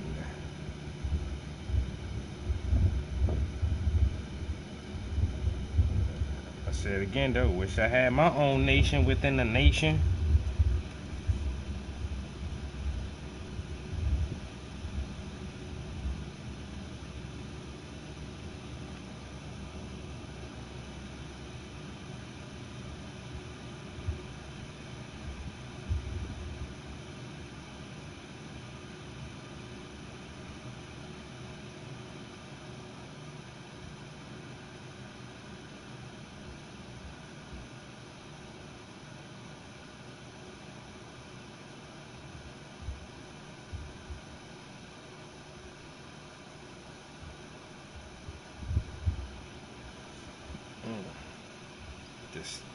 this small brushwork is where it's at, though.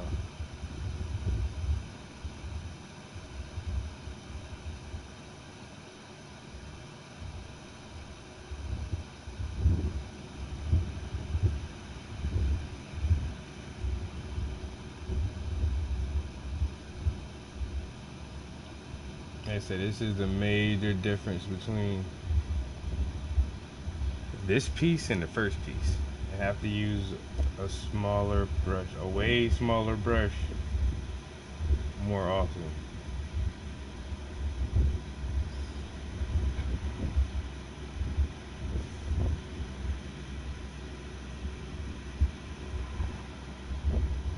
No. Did I just do that? I just did that. Some of my.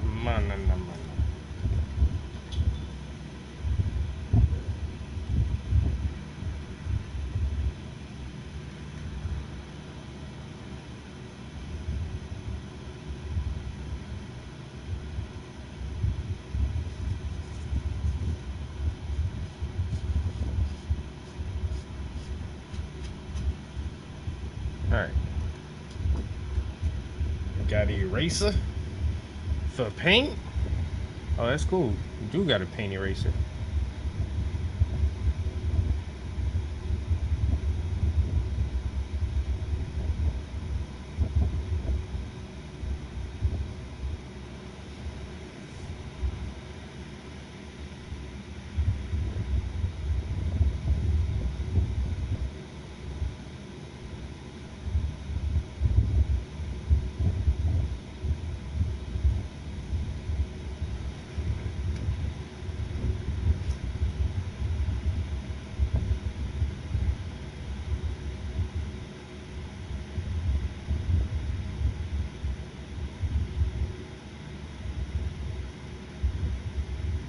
Yo, Boston.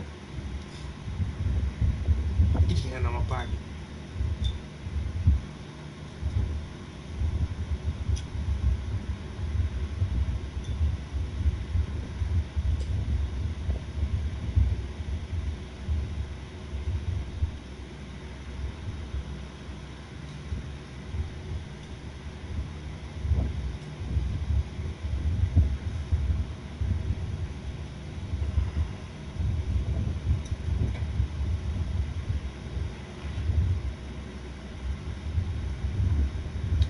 All right, let me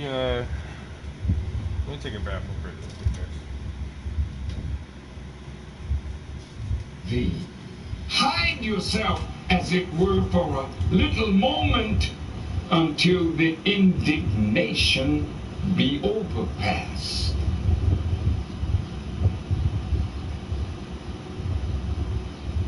Shelter in place. Hide yourself. Ramadan was great because the coronavirus caused us to stay home. The coronavirus made us to study our Quran more diligently. We were not able to be social beings. Sometimes we need to be arrested. Because when you live your daily life always running to and fro, sometimes jail time is good for us. Sometimes solitary confinement is good for us. Because when you're alone,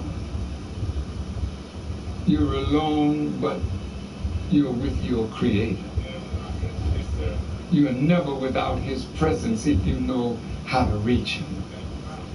So even though you're locked down, God is with you.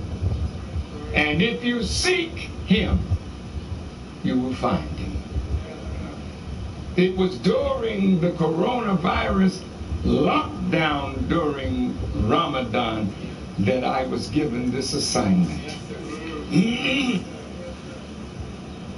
Go into your chambers, hide yourself For behold, the Lord cometh out of his place to punish the inhabitants of the earth for their iniquity.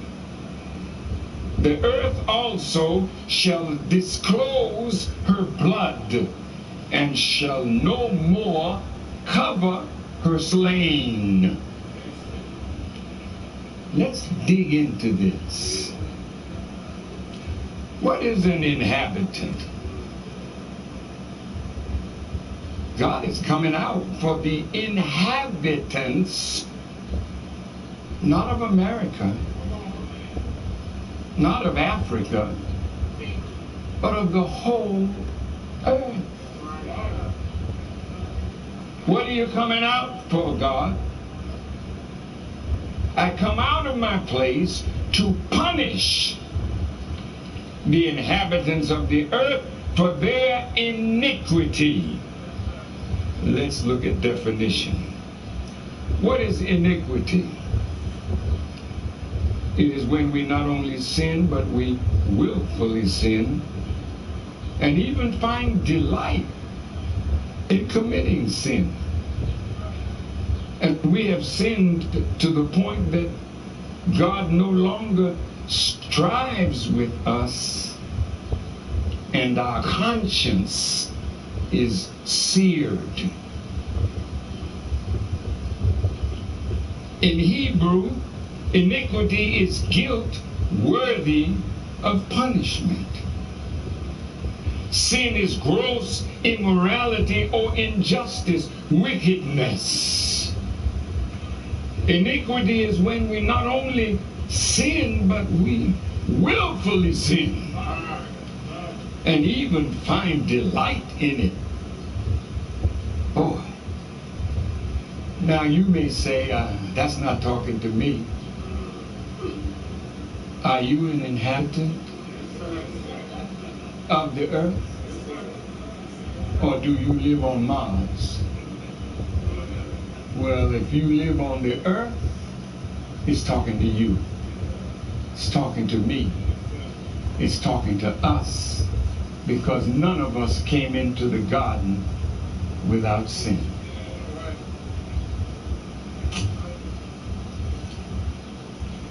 Our iniquitous behavior is a pestilence on the earth, so God answers with a pestilence. His anger is at a point where he has to punish the inhabitants of the earth for their iniquity. So it's a plague from God. Okay, my bad, guys. I tried to listen a little bit more because I was being too lazy to.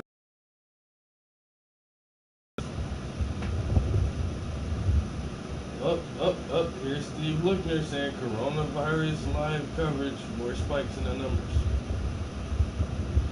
My boss was the Lawnmower 3.0. Now, everybody online say that this.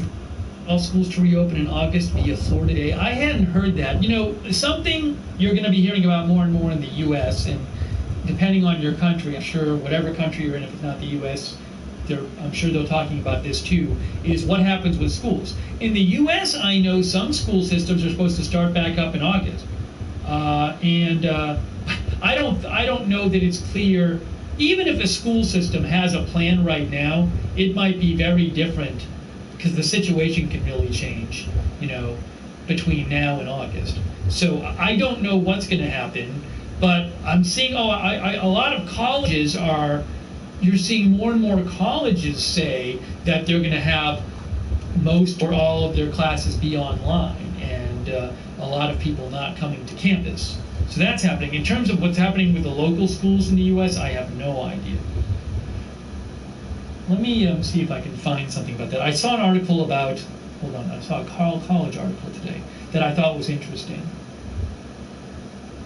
Here's the article that our viewer was talking about, Todd was talking about this. Florida Education Commissioner mandates all schools must reopen campuses this fall. The Florida Department of Education has issued an order requiring that all schools must reopen for in-person classes this fall. according to the plan, all school boards and charter school governing boards must open brick and mortar schools in August at least 5 days a week for all students, subject to the advice and orders of the Florida Department of Health. So they can still say you don't have to open them. See that? Subject to the advice and orders of the Florida Department of Health.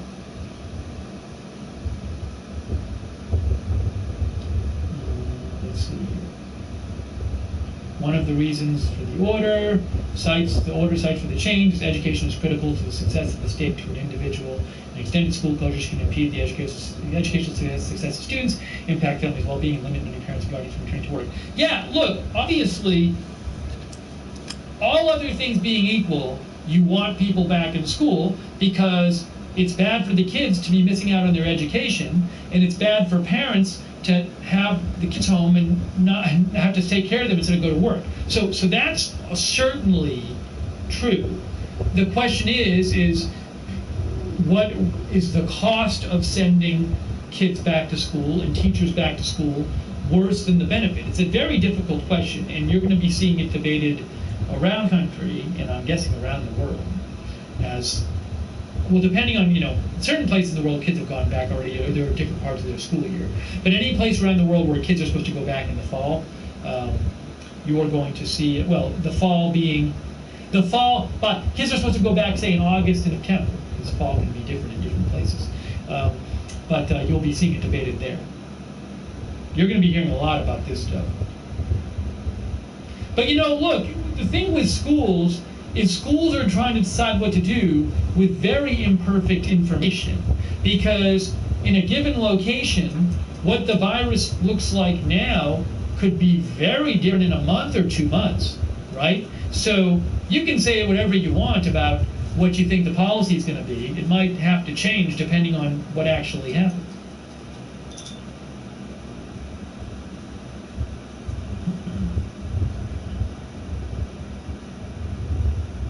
Okay, speaking of, I wanted to show you this article that came out as an example of one school, how they're doing it, okay? Here's an example of how one school is doing it. By the way, I know USC has said they're planning to have at least most of their classes available online. Also, I keep reading about schools, school dormitories in a lot of schools, they're not going to let people have roommates. They're going to say you can only have 1 to a room. Harvard's doing a thing where,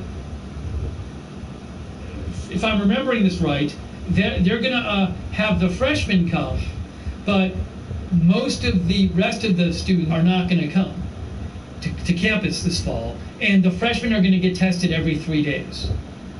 So this is from the Harvard Crimson. Harvard to house freshmen and select upperclassmen for fall semester. Harvard said Monday it will open its dorms to freshmen, asking sophomores, juniors, and seniors to seek approval to return. Okay? Let's see here.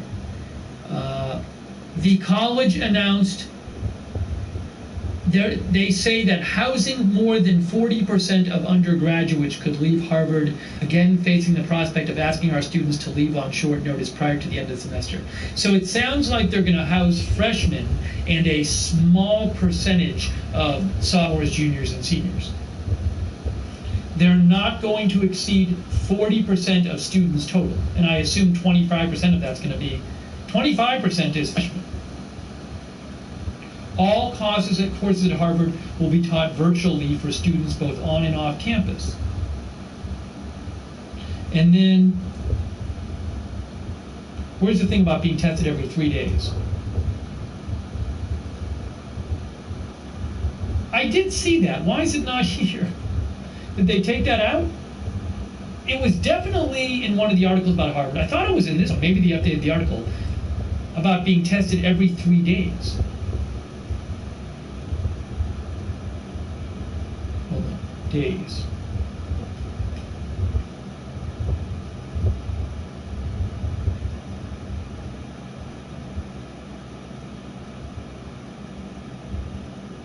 And down a rabbit hole it goes. It disappears. Just like in 1984. Here it is. I found it. Okay, you got it. I back. found it. Got it, Steve. CNBC. Harvard will allow some students back on campus this fall so long as they take coronavirus tests every 3 days.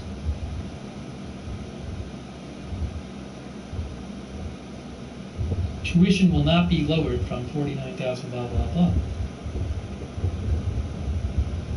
So, I certainly don't know what all colleges are going to do, but a number of colleges I've been seeing, I keep seeing more and more colleges saying they're not having a lot of students come back.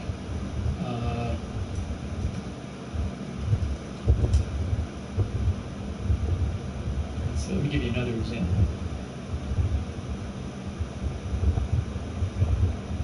Here's one. Oh, hang on. Hang on.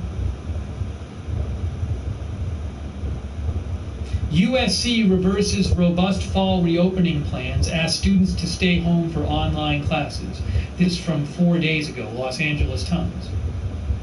Amid the alarming surge in coronavirus spread, USC announced it will no longer bring all undergraduates back to campus for the fall semester and will move to mainly online classes, reversing an earlier decision to welcome students back for a hybrid model.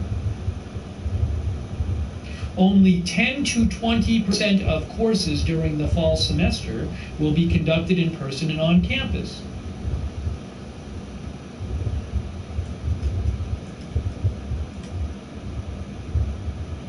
Here's another one.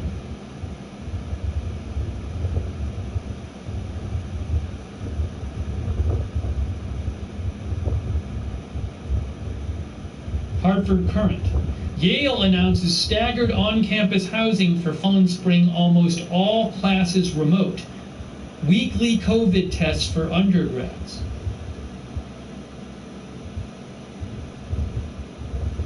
Most classes will be delivered online, and only part of the student body will be returning to on-campus housing at Yale.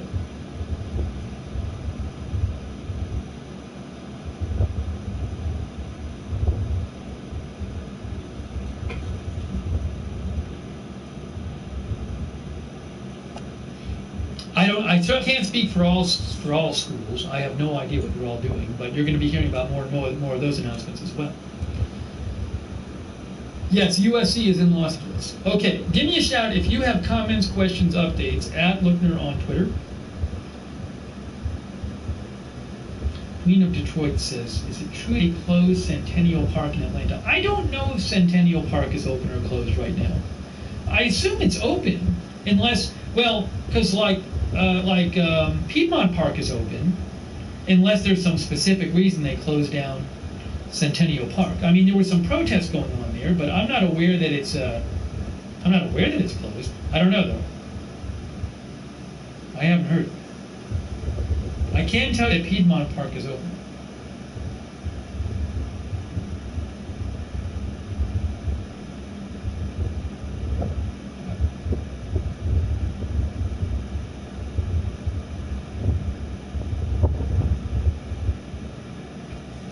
Give me a shout at Lookner on Twitter. Spencer says Massachusetts entered phase 3 today. Are any other states going forward with new reopening? Well, I'm not sure where each state is. I do know that Connecticut, and I'm not sure what phase 3 is in Massachusetts, but I do know Connecticut today paused their reopening plans. I saw an article about that. So let's look at that for a second. If I can find it. Here it is. Oh no, I'm sorry. Is it New Jersey that paused it? Maybe, no. I thought it was, here it is. I got it.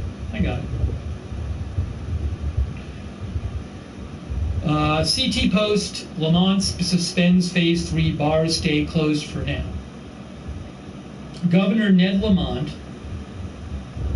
this is Connecticut, right? Let me just double check and make sure. Connecticut Governor Ned Lamont. Connecticut Governor Lamont is suspending phase 3 of the state's reopening plan as the coronavirus continues its fast-moving spread through states that were initially spared the ravage of the infection. infection. We're just erring on the side of caution. That means in Connecticut, private gatherings will remain at 25 people inside and 100 people outside. Bars will remain closed in Connecticut, and indoor dining in restaurants and gym will remain at 50% capacity. So that's what's happening there.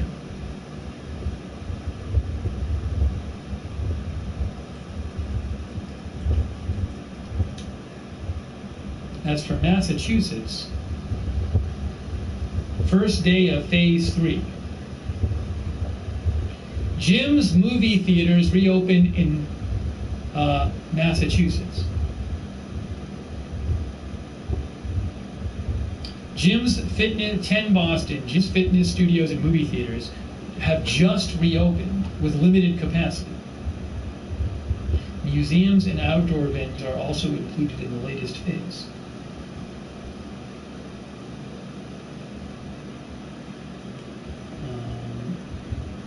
Let's see here.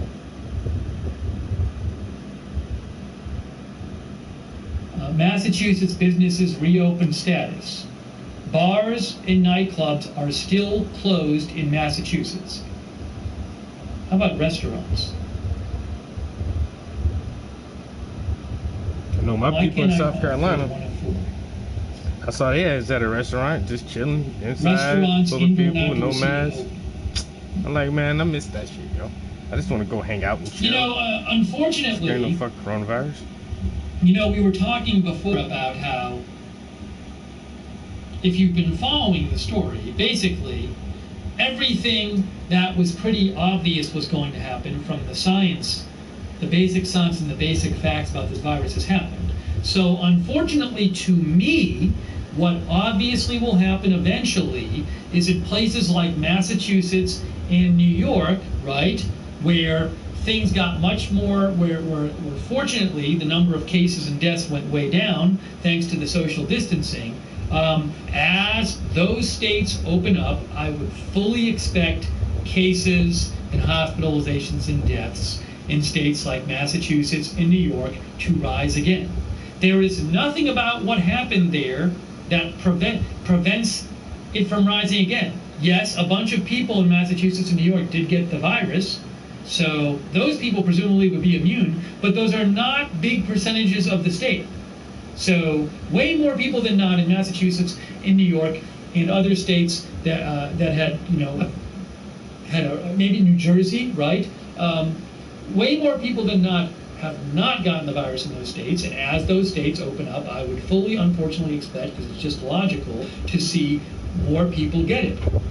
So, yeah, don't think, okay, well, New York and Massachusetts and New Jersey are done with it. No, it doesn't work that way.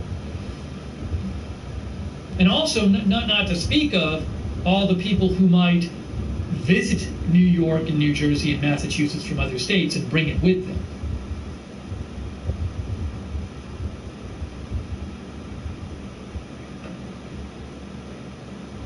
Brendan thinks COVID's going to go up more in Massachusetts now with more openings.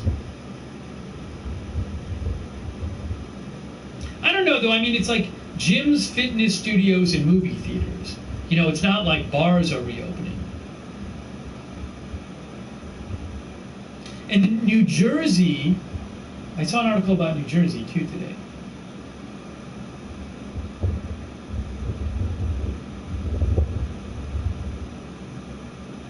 Right here. New Jersey infection rate hits 10-week high.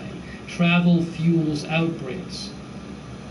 New Jersey's rate of transmission exceeded 1 for the first time in 10 weeks. Governor Phil Murphy said Monday the state is investigating several new outbreaks tied to out-of-state travel. That's another thing that can happen in these states that have been doing better. People might leave there and then come back with it. New York City entered phase on Monday, reopening personal care services such as nail salons and tattoo parlors, but not indoor dining. Fine.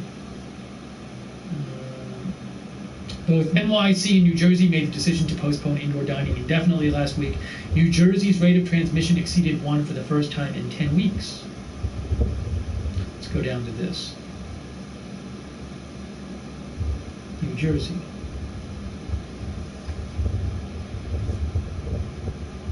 let's see. This New Jersey had been poised to soon set a date for its entry into the third and final stage of the reopening plan, but the timeline has grown murkier amid the darkening picture nationally. On Monday, the governor of New Jersey said the state's rate of transmission had exceeded 1 for the first time in 10 weeks. That means each new COVID case translates to at least one other new case, if not more. This is from NBC New York. Out-of-state travel is already impacting New Jersey. The governor said it's been linked to 12 of 13 new cases in Hoboken, while several new cases in North Jersey are tied to a wedding in Myrtle Beach. South Carolina. So I fully, unfortunately, expect states like Massachusetts, New York, and New Jersey cases to go back up. It's just what's going to happen as people interact more.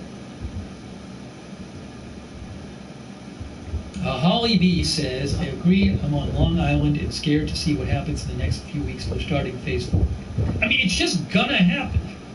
You know, people in Massachusetts, I have family in Massachusetts, and like I'm in Georgia, so Massachusetts has been way behind Georgia in terms of opening up.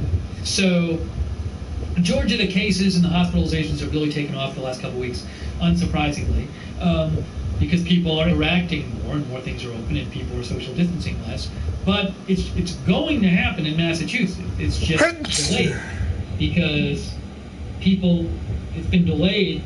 They're opening up. As they open up and people go out more and interact more and social distance less, more people are going to get it. It's just the basics. As I said before, it's not hard. That's just what happens.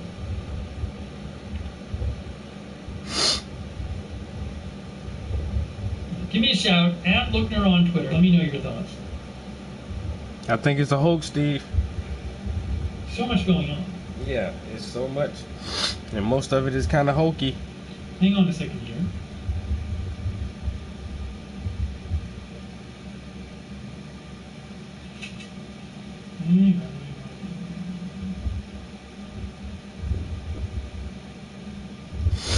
It's hokey trying to hit us with the okie dokie.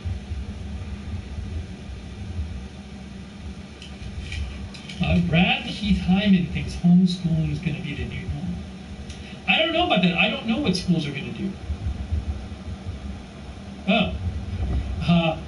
Otter King sent me this. I hadn't seen this. So, BNO says President of Brazil, Bolsonaro, is showing symptoms of coronavirus. Test results expected tomorrow. Now, the thing is, this is not the first time this story has come out because he's shown symptoms before. He's been tested before. I remember a couple months ago there was a question of whether he had tested positive or not. He said negative. I think his son initially said initially said that Bolsonaro had a positive test, and then he said it was negative, and there was a question of whether they were being honest about it. So I feel like we've seen this story before. Bolsonaro has been playing, I mean, a lot of you know this, he's been playing down the coronavirus a lot. Yeah, like I'm doing.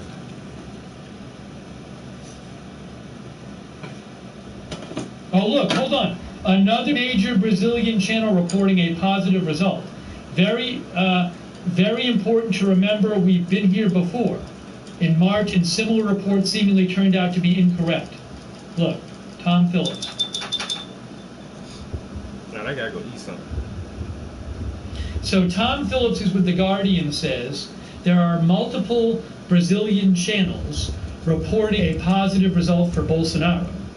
This is Ban.com Brazil saying Bolsonaro tests positive for coronavirus.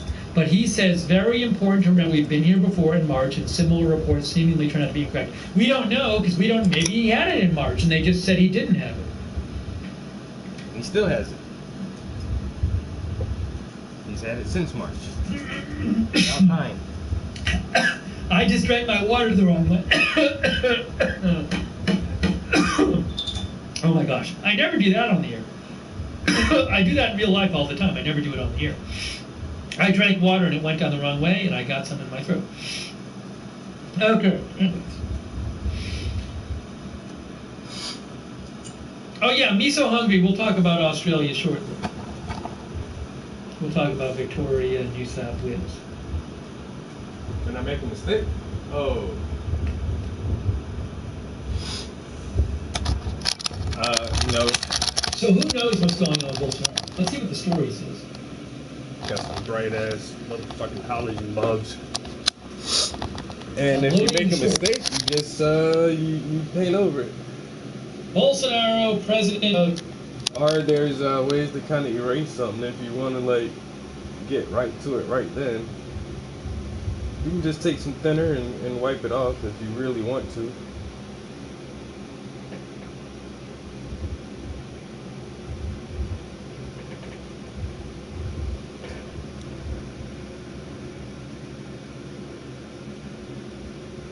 Yeah.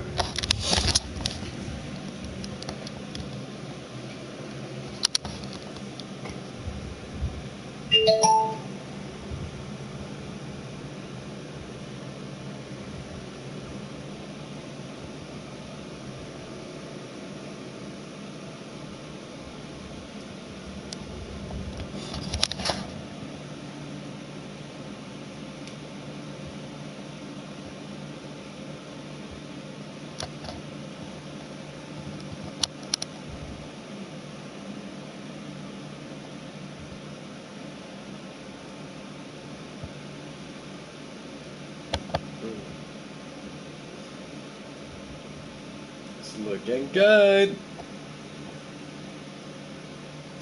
I work on the blue section here a little bit more and soften some of these blue crinkles right here. And I'll be almost done with the blue, I think. Next, all I gotta do is come back, add some more highlights on top of the decorative designs, and get these colors in here. Ooh, tighten up the bracelet with some more detailing. Ooh, damn, looking at it now, you know what? I might have this thing finished by next Monday.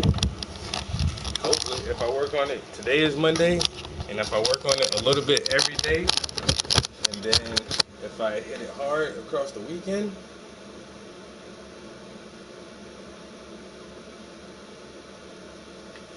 yeah, I don't see why I wouldn't be able to finish it by next week.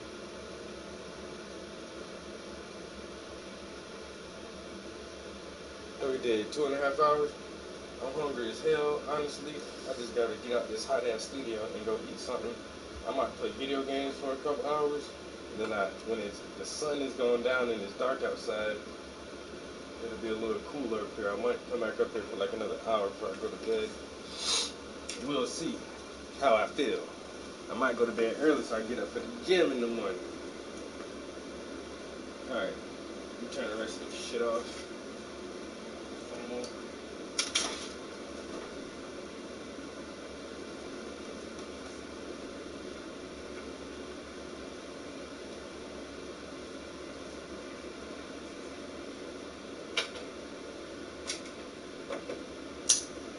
That was already up. There we go. And yep, appreciate it, bro. God.